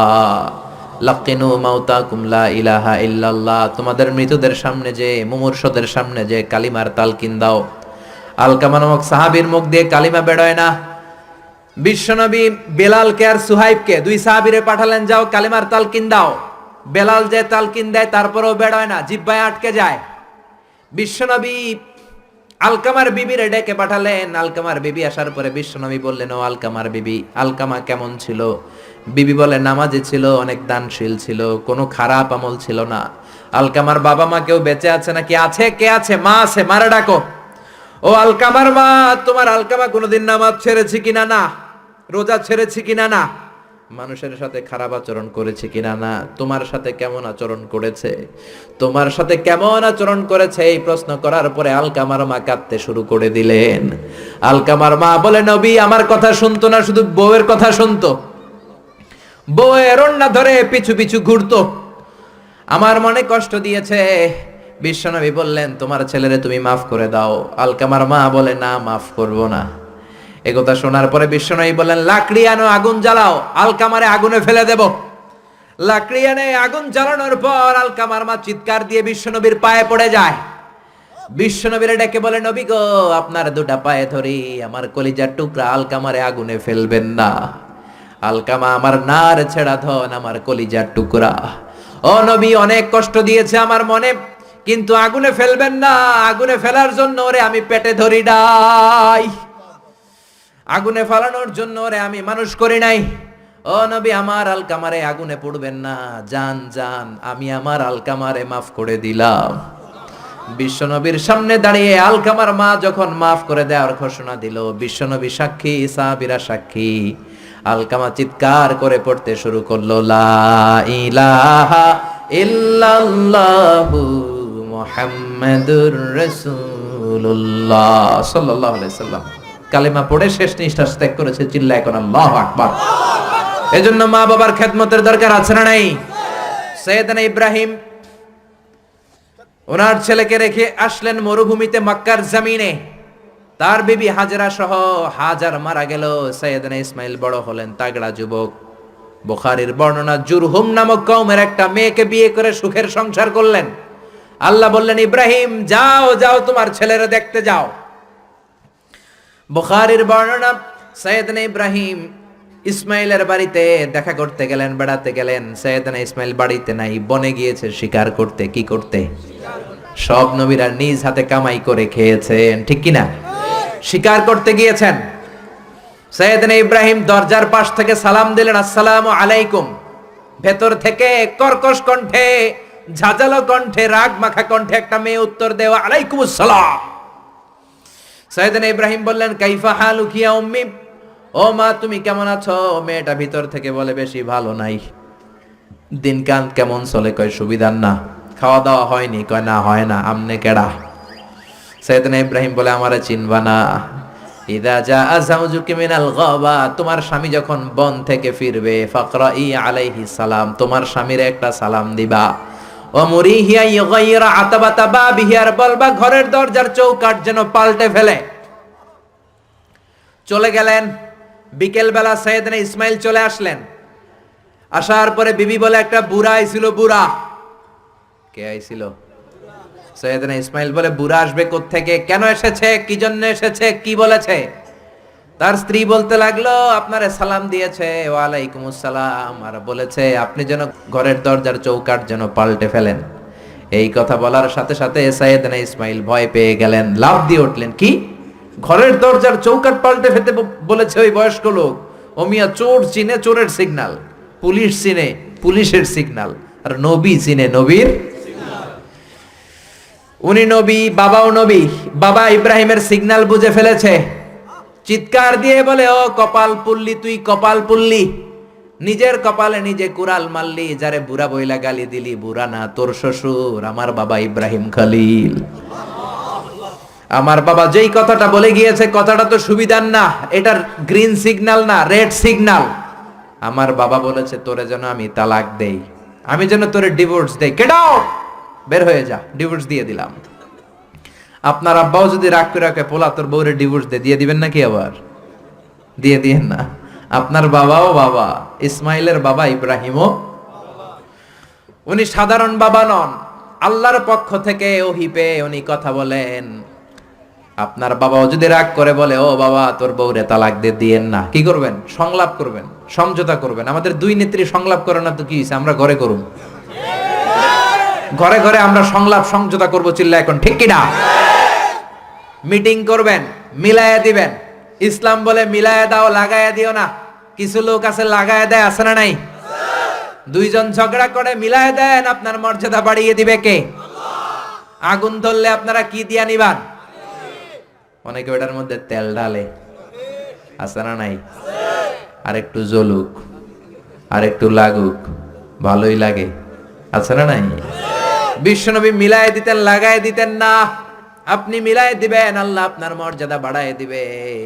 আপনার বাবা যদি বলে তোর বিবিরে তালাক দে, বাবারেও বুঝান, বউরেও বুঝান। আরে তালাক তো অনেক পরের কথা।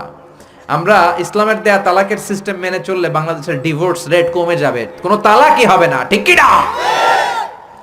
ইসলাম পঞ্চম স্টেপে তালাক দিতে বলেছে, ফিফথ স্টেপ। ফার্স্ট স্টেপ হচ্ছে ফাইদুহুন্না, ওয়াইফ কথা শুনে না, কক্সবাজার ঘুরতে নিয়ে যাও, কথা শুনবে। সুবহানাল্লাহ পড়েন। কথা শুনে না, যমুনা ফিউচার পার্কে নিয়ে যাবা, বসুন্ধরা শপিং কমপ্লেক্স থেকে দামি শাড়ি কিনে দেবা, আউটিং এ যাবা, হ্যাং আউট করবা, কথা শুনবে, ঠিক কি না? বিশ্বনবী বললেন রিফকাম বিল কাওয়ারির, নারীদের মন নরম, তাদের সাথে নরম ভাবে কথা বলতে হবে, গরম হইলেই ঝামেলা, ঠিক কি না? তাহলে কথা না শুনলে প্রথমে আল্লাহ বললেন ফাইদুহুন্না, ওয়াজ করো, বেড়াতে নিয়ে যাও। এটাতেও কাজ হয় না, 2 নম্বরে বললেন ওয়াহজুরুহুন্না ফিল মাদাজে, বিছনা আলাদা করো, তারে এক রুমে ঘুমাতে দাও, তুমি আরেক রুমে ঘুমাবা। এই বিচ্ছেদে হয়তো তার মনের মধ্যে হেদায়েত চলে আসবে, এটাতেও কাজ হয় না। 3 নাম্বার স্টেপ ওয়াদ্রিবুহুন্না, শাসন করো। অনেকে ওয়াদ্রিবুহুন্নার ব্যাখ্যা করে পিটাও, না, বিশ্বনবী তার একটা বিবিরও পিটায় নাই, ঠিক কি না? ওয়াদ্রিবুহুন্না মানে শাসন করো, একটু করা হও, যদিও শাব্দিক অর্থ পিটাও, কিন্তু এখানে পিটানোর অর্থ নেওয়া যাবে না। এর ব্যাখ্যা কি হবে? ব্যাখ্যা করতে যে মুফাসসিররা হয়রান হয়ে গিয়েছে। কোন মুফাসসির বলে ছোট্ট কাঠি দিয়া পিটাইবেন, এই কথা হনুস না কেন? 2টা বাচ্চা হয়ে গেছে, এত সুখের সংসার, কত ঘুরলাম, কত সুন্দর সংসার করলাম, এখন সংসারটা ভেঙে গেলে আমার হবে কি? তুই আমার কৈতরি, তুই আমার টুনটুনি, তুই আমার পরাণের পরাণ, এরকম বইলা লাঠি দিয়ে আস্তে আস্তে বাড়ি দিবেন। অনেক মুফাসসির বলেছে না, মেসওয়াক দিয়ে বাড়ি দিবেন। অনেক মুফাসসির কয় না, কোল বালিশ দিয়ে পিটাইবেন, যাতে হাত পা না ভাঙে, ঠিক কি না? তাহলে ওয়াজ করলেন শোনে না, বিছানা আলাদা করলেন শোনে না, তারপরে তাদেরকে একটু কড়া হন, শাসন করেন, তা তো শোনে না। তারপরে কোরআন বলল ফাবাসু হাকামাম মিন আহলিহি হাকামাম মিন আহলিহা, শ্বশুর পক্ষের লোকেরা, ওই পক্ষের লোকেরা, মুরব্বীরা বসে মিলমিশ করে দেওয়ার চেষ্টা করবে, তাতেও শোনে না। 4টা শেষ, এরপরে 5ম নাম্বারে তালাক, তাও একবারে 3 তালাক দেওয়া যাবে না। তালাক 2 ধরনের, তালাক সুন্নি, তালাক বিদঈ। একটা হচ্ছে সুন্নতি তালাক, আর একটা হচ্ছে বেদাতি তালাক। বেদাত তালাক মানে রাগের মাথায় একসাথে 3 তালাক, 22 তালাক, এগুলো আছে না নাই? না, এগুলো করা যাবে না। তালাক সুন্নি হচ্ছে আপনার বউয়ের যখন পিরিয়ড হয় না, আপনার বউ ক্লিন পরিচ্ছন্ন, তখন 1 তালাক দিবেন। কারণ ওই তালাক দেওয়ার পরেও তার প্রতি ভালোবাসা জাগলে আবার মেলামেশার সুযোগ আছে না নাই? 1 মাস সুযোগ আছে, ফিরে আনতে পারবেন। কথা শুনে না? দ্বিতীয় মাসে আবার আরেকটা তালাক দিবেন, আরো 1 মাস সুযোগ। কয় মাস? তারপরে তৃতীয় মাসে যখন আরেক তালাক দিয়ে দিলেন, আর তালাক আল বাইন আল বাইনুনা, কমপ্লিট ডিভোর্স, আর এই বউয়ের কাছে যাওয়া যাবে? এই সিস্টেম একটার পর একটা যদি আপনি মানেন, তালাক হবে? কথা কোন? আরে প্রথম ধাক্কায় কক্সবাজারে গেলেই তো আবার শান্তির সংসার শুরু হয়ে যাবে, ঠিক কি না? এজন্য ধাপে ধাপে ওমরে ফারুকের জামানায় এক লোক তার স্ত্রীকে 100 তালাক দিছে। বউ এসে বিচার দিছে, আমার জামাই আমার 100 তালাক দিছে। 100 তালাক দিছে, নিয়ে আসো তোমার হাজবেন্ড রে। নিয়ে আসা হলো, কিরে কয় তালাক দিছস? কয় 100। কি লেগে দিছস? দিবি 3টা। দিছস 100টা, কারণ কি? কয় মেজাজ গরম আছিল। ওমরে ফারুক বলে, দাঁড়া বিচার করে দিচ্ছে, 3 তালাকে তোর বউ তালাক, বাকি 97 তালাক তোর পিঠের উপরে পড়বে। এরকম নিয়ম যদি বাংলাদেশে থাকে, উল্টা পাল্টা তালাক হবে? জোরে বলে। এজন্য আপনার বাবা ও বাবা ইসমাইলের বাবা ইব্রাহিম, সাইয়েদনা ইব্রাহিম বললেন তালাক দাও, ইসমাইল তালাক দিয়ে দিলেন। ঘটনা মনে আছে তো, না ভুলে গেছেন? তালাক দিয়ে দিলেন, নতুন বিয়ে করলেন। 3 বছর পর আবার সাইয়েদনা ইব্রাহিম দেখা করতে আসলেন। আজকেও সাইয়েদনা ইসমাইল বাড়িতে নাই, বনে গিয়েছে শিকার করার জন্য। আজকেও সাইয়েদনা ইব্রাহিম এসে সালাম দিল, আসসালামু আলাইকুম। আজকে জাদুমাখা কণ্ঠে, মধুমাখা কণ্ঠে, সুরেলা কণ্ঠে একটা মেয়ে উত্তর দিল, ওয়া আলাইকুমুস সালাম। জিজ্ঞেস করলো, কাইফা হালুক ইয়া উম্মি, মা কেমন আছো? মেয়ে কয়, আলহামদুলিল্লাহ আলা কুল্লি হাল, সব সময় আমরা ভালো আছি। সুবহানাল্লাহ কইবেন না?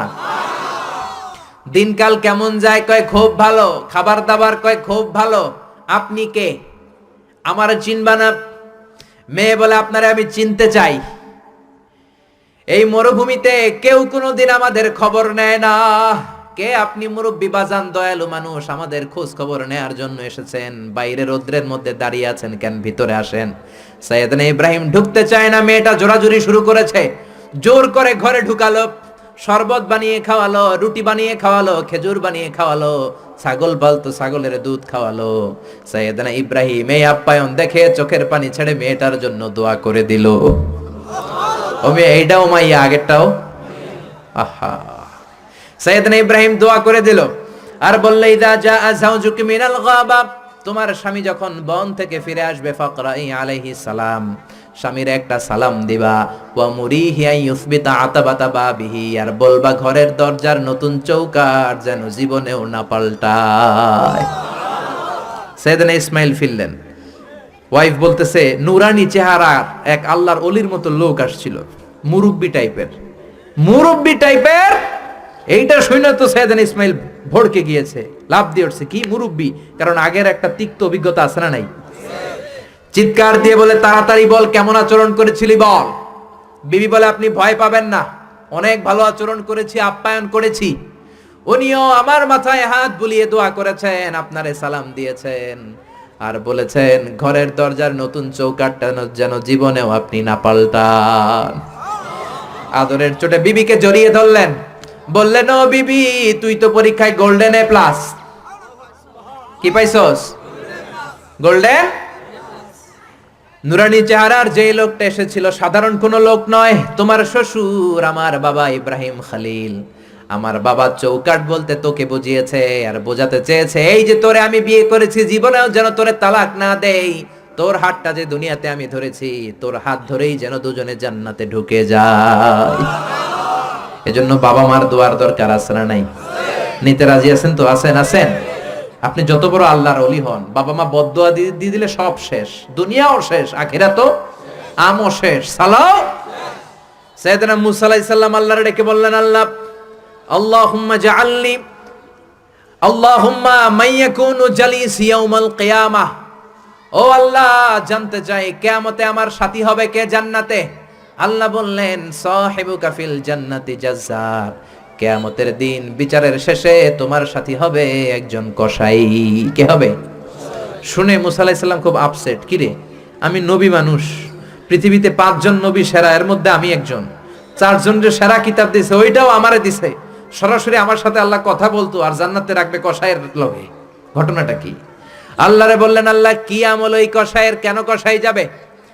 আল্লাহ বললেন মুসা যাও যাও নিজের চোখে দেখে নাও কি আমল করেছে ওই কসাই। সাইয়েদনা মুসা কসাইয়ের দোকানে যেয়ে দেখলেন না স্পেশাল কোনো আমল নাই, খালি গোশত কোপায়।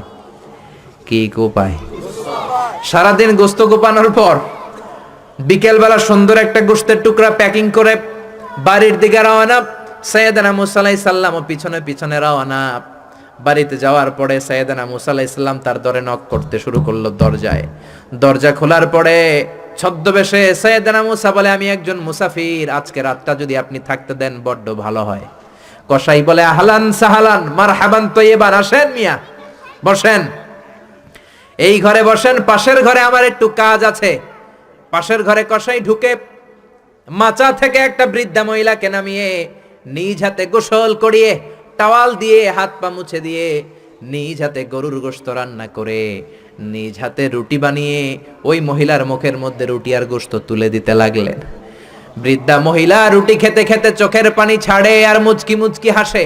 খাওয়ার পরে মহিলা দুই হাত তুলে আল্লাহর কাছে দোয়া করে।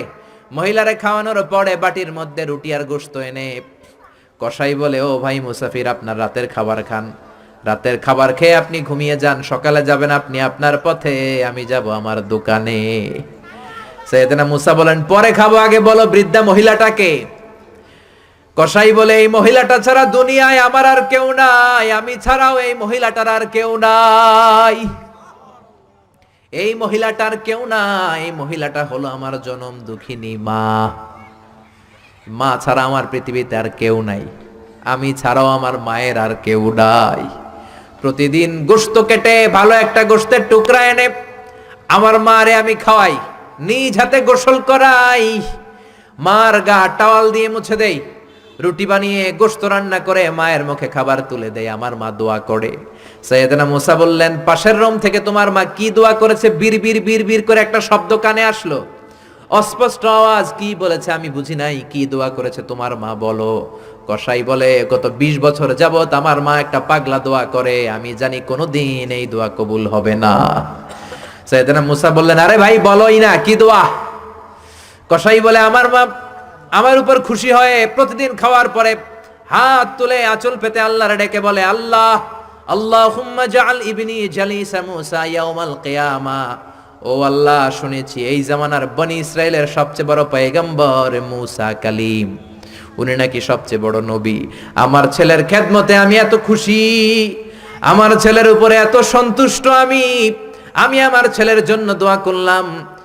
এই জামানার বড় পয়গম্বর মুসা যখন কিয়ামতের দিন বিচার শেষে জান্নাতে যাবে, আমার কসাই ছেলেরে তুমি ওই নবী মুসার সাথে জান্নাতে ঢুকাইয়া দিবা।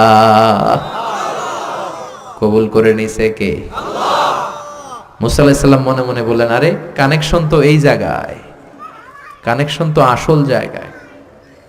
এজন্য মায়ের দোয়া ছাড়া এই পৃথিবীতে কেউ বড় নেতা হতে পারে নাই, কেউ ব্যবসায়ী হতে পারে নাই, কেউ মুফাসসিরে কোরআন হতে পারে না, হাফেজ হতে পারে না, মাওলানা হতে পারে না, আল্লাহর ওলি হতে পারে না, তার জীবনে সফল হতে পারে না। চিল্লা এখন ঠিক কিনা?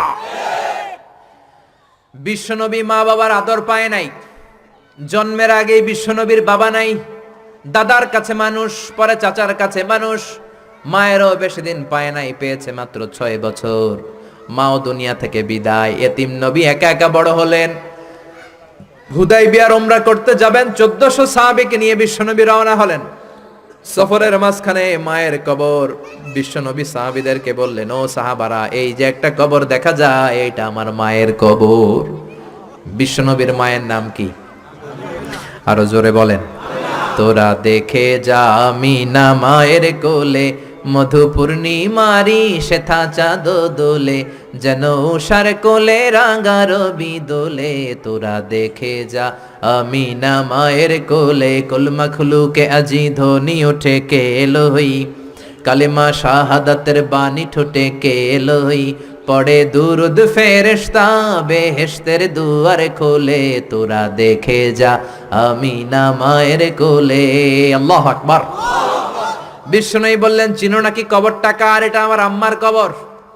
আল্লাহর কাছে অনুমতি পেয়েছি মায়ের কবর জিয়ারত করার, কিন্তু খবরদার খবরদার, তোমরাও জিয়ারত করবা, কিন্তু চোখের পানি ছাড়তে পারবা না, কান্না করতে পারবা না। 1400 সাহাবীকে বিশ্বনবী কান্না করতে নিষেধ করে নিজে মায়ের কবরের সামনে দাঁড়িয়ে ছোট্ট বাচ্চার মতো হাউমাউ করে কান্না জুড়ে দিলে। সাহাবীরা বলে এত কাঁদতে আমরা বিশ্বনবীর জীবনেও দেখি নাই। বিশ্বনবী নিজেকে সামলে রাখতে পারছেন না, ছোট বাচ্চার মতো হাউমাউ করে কাঁদে। বিশ্বনবীর চোখের পানি দেখে 1400 সাহাবাও কান্না জুড়ে দিল। বিশ্বনবী সাহাবীদের দিকে তাকিয়ে ধমক দিয়ে বলে, তোমরা কাঁদো কেন?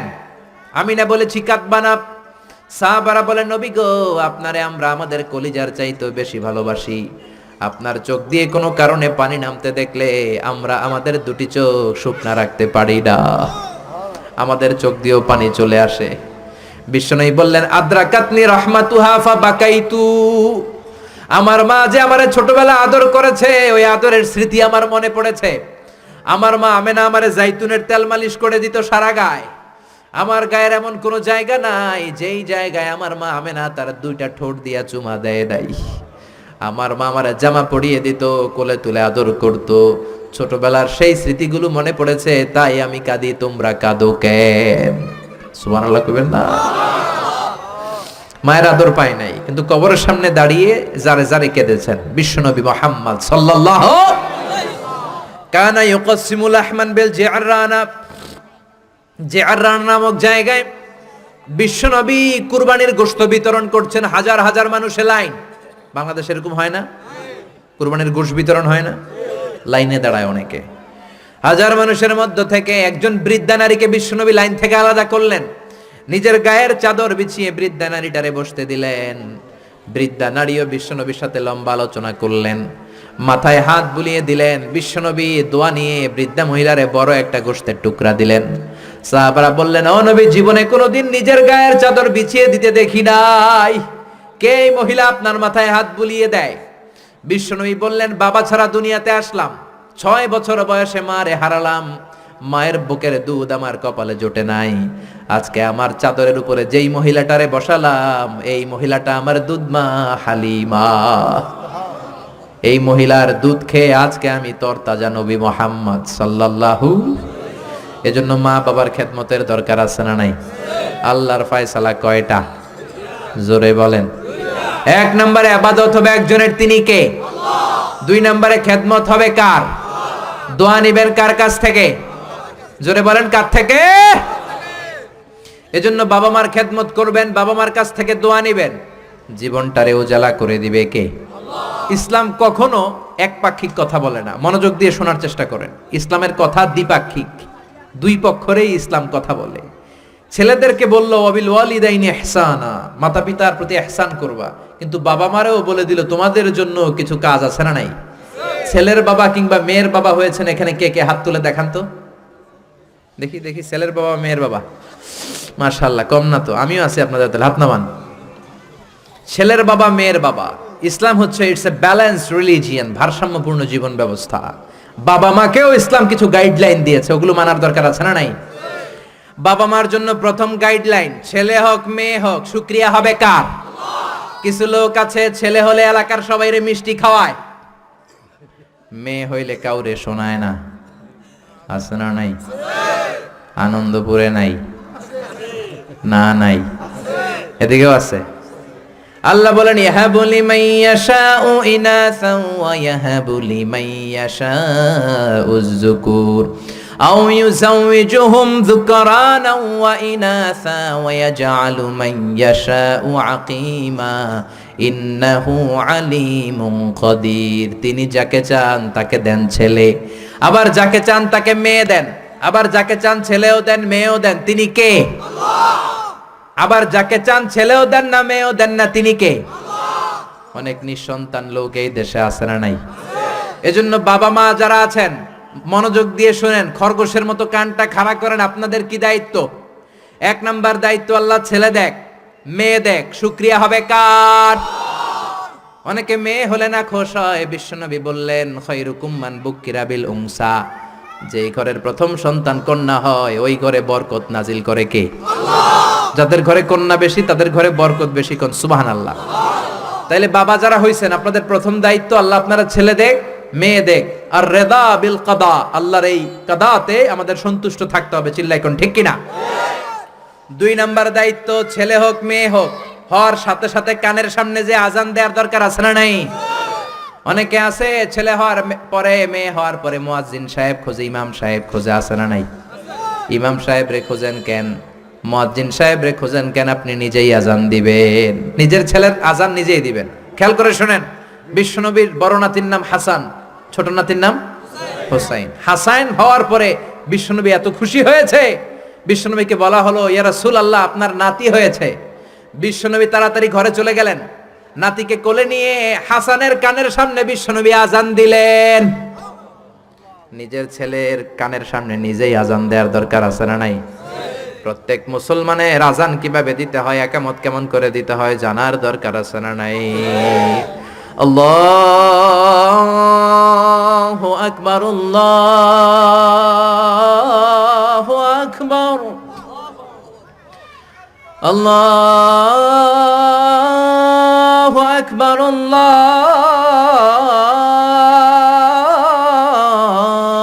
আকবার। বাবা হইছেন, নিজে আজান দিবেন। দাদা হইছেন, নাতির কাছে যে নিজে আজান দিবেন। চাচা হইছেন, নিজে দিবেন। ইমাম সাহেবের তো আনার দরকার নাই। বিশ্বনবী নিজের নাতি হাসানের কানের সামনে যে নিজে আজান দিয়েছেন। সুবহানাল্লাহ পড়েন। তার মানে বাবা মার 1 নাম্বার দায়িত্ব, ছেলে হোক মেয়ে হোক, শুকরিয়া করবেন কার? আল্লাহ। 2 নাম্বার দায়িত্ব, ছেলে হোক মেয়ে হোক, কানের সামনে আজান দিবেন। 3 নাম্বার দায়িত্ব, সপ্তম দিনে আকিকা দিবেন। কি দিবেন? কথা বলেন। ছেলে হলে 2টা খাসি, মেয়ে হলে 1টা খাসি, সপ্তম দিনেই দিবেন। অনেকে কুরবানির সাথে মিলায় দেয়, না, এটা সুন্নাত না। সুন্নাত হচ্ছে সপ্তম দিনে।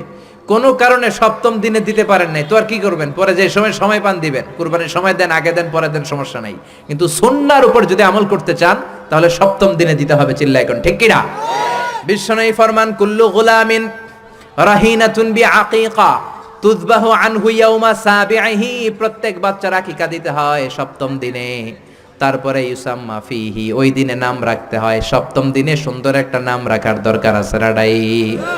কি নাম রাখবেন? আব্দুল্লাহ, আব্দুর রহমান, মারিয়াম, সুমাইয়া, এগুলো রাখবেন নাকি ব্রাশ ফায়ার রাখবেন? রাখবেন। এক লোক নাকি তার ছেলে মেয়ের নাম রাখছে ব্রাশ ফায়ার। তো তার চাচা আসছে বেড়াতে ভাতিজার বাড়ি, ভাতিজা আপ্যায়ন করাচ্ছে। তা আপ্যায়ন শেষে চাচা বলে, ভাতিজা, শুনছি তোমার নাকি 1 ছেলে 1 মেয়ে, আমি তো কোনোদিন দেখি নাই, ডাক দাও না। ডাক দিছে ভাতিজা, ব্রাশ ফায়ার। ব্রাশ ফায়ার, ভয়ঙ্কর না শব্দটা? শুনলেই পিলে চমকে ওঠে, ঠিক কিনা? তো চাচাও বুড়া মানুষ, ব্রাশ ফায়ার শুননা দিছে দৌড়। চাচারে ধরার জন্য ভাতিজাও দৌড়, চাচাও দৌড়ায়, ভাতিজাও দৌড়ায়। পেছন থেকে ভাতিজা বলে, চাচা দৌড়াবেন না। চাচা কয়, বয়স আমার 80 হয়েছে, তুই আমারে ব্রাশ ফায়ার করিস না। ভাতিজা কয়, চাচা এটা তো ওই ব্রাশ ফায়ার না, আপনি না কইছেন আমার ছেলে মেয়েরা ডাক দিতে, তো আমার ছেলের নাম ব্রাশ রাখছি আর মেয়ের নাম ফায়ার, আমি আমার ছেলে মেয়েদেরকে ডাক দিছি, এরকম নাম রাখা যাবে? তার মানে সপ্তম দিনে আকিকা দিবেন। ইউসাম্মা ফিহি, সপ্তম দিনে নাম। ওয়া ইউহলাকু রাসুহু, মাথা হলক করবেন। ছোট্ট বাচ্চা 7 দিনে দেখবেন মাথার মধ্যে ছোট্ট ছোট্ট কিছু পশম আর চুল আছে না নাই, এগুলো ফেলে দিবেন, সুন্দর একটা নাম রাখবেন। ওই দিনে আকিকা দিবেন, ছেলের জীবনে বরকত ঢুকাইয়া দিবে কে? আল্লাহ। তারপরে 5 নাম্বার দায়িত্ব, ওয়াল ওয়ালিদাতু ইউরদি'না আওলাদাহুন্না হাওলাইনি কামিলাইনি লিমান আরাদা আই ইউতিম্মার রাদাআ। ছেলে হোক মেয়ে হোক 2 বছর দুধ খাওয়ানোর দরকার আছে না নাই? টানা 2 বছর দুধ খাওয়াবেন। অনেক মা আছে ছেলে মেয়েরে দুধ খাওয়াতে চায় না, ফিডার খাওয়ায়। কি খাওয়ায়? তো এই জন্যই তো আপনি বুড়া হইলে আপনারে বৃদ্ধাশ্রমে রেখে আসবে, কারণ কষ্ট তো আপনি সহ্য করেন নাই, ঠিক কি না? অনেক মা আছে ডানু খাওয়ায়, ডানু ল্যাকটোজেন খাওয়ায়, ফিডার খাওয়ায়, বডি ফিটনেস নষ্ট হয়ে যাবে, এই জন্য আছে না নাই? আপনার জন্য বৃদ্ধাশ্রম ওয়েট করছে।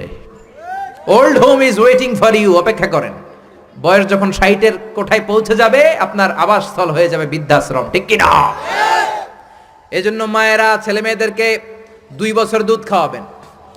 জন্মের পরেই মায়ের বুকে আল্লাহ এমন একটা দুধ দেয়, শাল দুধ বলে এটা। এটার মধ্যে এত nutrition, full of nutrition, rich nutrition দিয়ে আল্লাহ এটাকে তৈরি করে। সব ধরনের রোগের প্রতিষেধক আল্লাহ এটাকে দেয় এই ছেলের মেরিট বিকাশ হওয়ার জন্য, এটার মস্তিষ্কের বিকাশ হওয়ার জন্য, তার হাড্ডিগুলো শক্ত হওয়ার জন্য। রব্বুল আলামিন এই দুধের মধ্যে এমন কিছু নিউট্রিশন পুষ্টিগুণ দিয়ে দিয়েছে, গোটা বিশ্বের সব ডানু খাওয়াইলে ওইটা পাওয়া যায় না, ঠিক কি না? এজন্য 2 বছর দুধ খাওয়ান। এরপরে ছেলে যখন আব্বু আব্বু বলে, আম্মু আম্মু বলে, তার হাতে কোরআন তুলে দেন। কি তুলে দেন?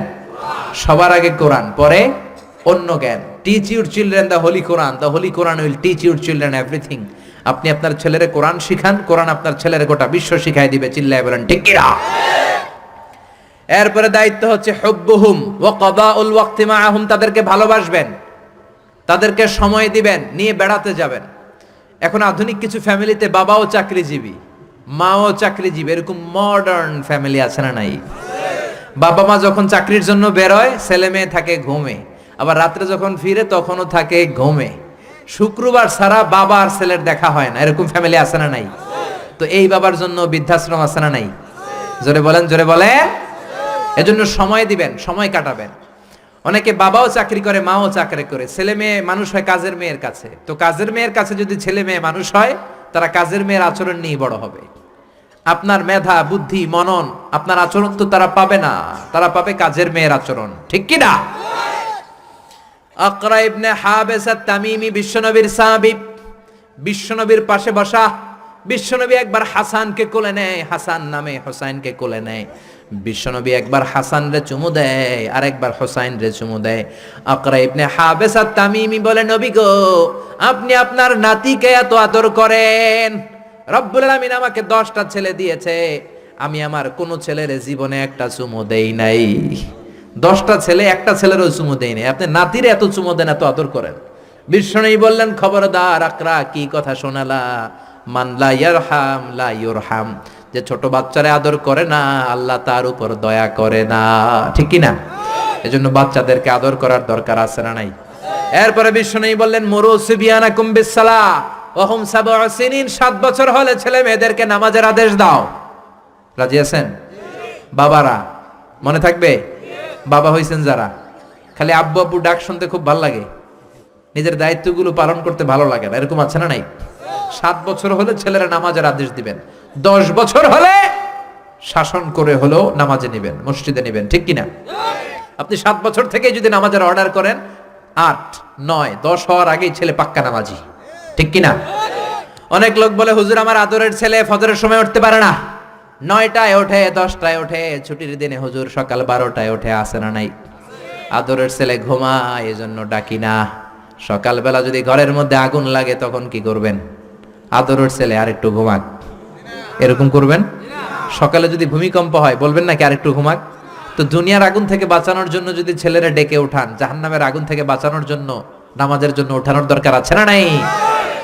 এরপরে জরুরি একটা মাসালা, মনোযোগ দিয়ে শোনেন। বিশ্বনবী বললেন, ইদা বালাগাল আওলাদু 10 সিনিন ফাররিকু বাইনাহুম ফিল মাদাজে, ছেলে মেয়ের বয়স যখন 10 হয়ে যায়, তাদের বিছানা আলাদা করে দাও। ছেলে কিংবা মেয়ে বয়স যখন 10 বছর হয়ে গেলে মেয়ে আর বাবার সাথে এক বিছানায় ঘুমাবে না, ছেলে আর মায়ের সাথে এক বিছানায় ঘুমাবে না, ভাই আর বোন এক বিছানায় ঘুমাবে না। অনেক ফ্যামিলিতে এগুলো মানে না, আছে না নাই? বিশ্বনবী বললেন, খবরদার 10 বছর হলে বিছানা আলাদা করে দাও। এরপরে বিশ্বনবী শিখালেন, আল্লিমু আওলাদাকুমাস সিবাহা ওয়ার রিমায়া ওয়া রুকুবাল খাইল, ছেলে মেয়েদেরকে সাঁতার শিখাও, তীর মারা শিখাও, ছেলে মেয়েদেরকে ঘোড়ায় চড়া শিখাও। সাঁতার শিখানোর দরকার আছে না নাই? দেখবেন বাবা খুব আদর করে ছেলেরা হাঁটা শিখায়, আব্বু হাঁটো হাঁটো হাঁটো, আব্বু আমারে ধরো, হাঁটো হাঁটো। তো জমিনে ছেলে রাস্তায় কেমনে হাঁটবে ওটা শিখাইলেন, পোলা যদি পানিতে পড়ে তখন হাঁটবে নাকি? তখন কি করতে হবে? সাঁতার। এজন্য বিশ্বনবী বললেন, আল্লিমু আওলাদাকুমাস সিবাহা, ছেলে মেয়েদেরকে সাঁতার শিখাও। সুবহানাল্লাহ পড়েন। কি কম্প্রিহেন্সিভ গাইডলাইন। এরপরে বিশ্বনবী বললেন, আর রিমায়া মানে তীর মারা শিখাও। এখন তো তীর মারামারি নাই, এখন আত্মরক্ষার কৌশল শিখাবেন। কেমন করে প্রতিকূল পরিবেশে বেঁচে থাকতে হয় শিখাবেন, পৃথিবীর সংগ্রামে কেমন করে টিকে থাকতে হয় শিখাবেন। সন্তানকে কখনো ননির পুতুল করে গড়ে তুলবেন না, কষ্ট সহিষ্ণু করে গড়ে তুলবেন। আপনি বেঁচে থাকতে একটু কষ্ট করাতে করাতে করাতে করতে অভ্যস্ত করবেন, তাহলে তার জীবনটা চমৎকার কাটবে। চিল্লা এখন ঠিক কিনা? এরপরে বিশ্বনবী বললেন, রুকুবাল খাইল, কেমন করে ঘোড়ায় চড়তে হয় শিখাও। এখন ঘোড়া নাই, তাহলে গাড়িতে কেমনে চড়তে হয় শিখাবেন, ঠিক কিনা? কেমন করে সাইকেল চালাতে হয় শিখাবেন। 9 নম্বরে বিশ্বনবী বললেন, আর নিকাহ, সময় মতো ছেলে মেয়েদের বিয়ে দিয়ে দিবা। মেয়ের বয়স 25, ছেলের বয়স 30, এখনো বিয়ে হয় না, এরকম আছে না নাই? ওই বাপ মা গুলার কিয়ামতের দিন কাঠগড়ায় আসামি করবে কে? এই বিয়ে না করানোর কারণে তাদের চরিত্র যতটুকু নষ্ট হয়েছে, যে অন্যায়গুলো তারা করেছে তার পার্সেন্টেজ গুণা বাবা মার কাঁধে আছে না নাই? এখন দেরি করে বিয়ে হয়, ছেলে কয় হুজুর দোয়া করবেন, আগে নিজের পায়ে দাঁড়াই। তো এতদিন কার পায়ে দাঁড়াইছো বাবা? আগে আগে বিয়ে করাই দিবেন। তাহলে এই পর্নোগ্রাফির সমাজে যে একটা ভয়ঙ্কর সময় আমরা কাটাচ্ছি, ইউটিউবে একটা শব্দ লিখে সার্চ দিলেই নেকেড ফিল্মগুলো চলে আসে, ঠিক কিনা? চাইলেও ইমান বাঁচানো যায় না, চাইলেও চোখের হেফাজত করা যায় না। এই ভয়ঙ্কর সমাজে ছেলে মেয়েদেরকে আগে আগে বিয়ে দিবেন। রাজি আছেন তো? সবাই রাজি?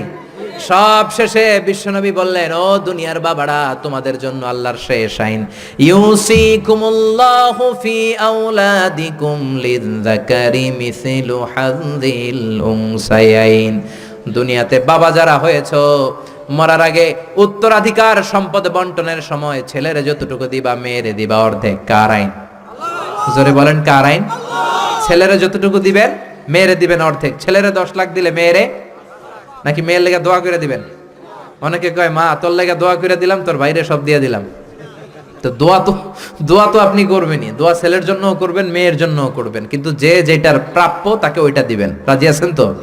তাহলে আমরা বাবা মার কাছে দোয়া চাইবো, তাদের খেদমত করবো। আমাদের জীবনকে উজালা করে দিবে কে? আর বাবা মা আমাদেরকে ভালোবাসবে, আমাদেরকে গঠন করবে, তাহলে তাদের জীবনকেও নুরানি করে দিবে কে? আল্লাহ আমাদের সবাইকে কথাগুলো বুঝার ও আমল করার তৌফিক দান করুক। আমরা পড়ি আমিন। আপনারা সবাই ভালো থাকবেন, সুস্থ থাকবেন, কোরআনের সাথে থাকবেন। আসসালামু আলাইকুম ওয়া রাহমাতুল্লাহি তাআলা ওয়া বারাকাতুহু। নিয়মিত ইউটিউব ভিডিও দেখতে সাবস্ক্রাইব করুন। নতুন নতুন ভিডিও পেতে ঘন্টা বাটনটি চাপুন।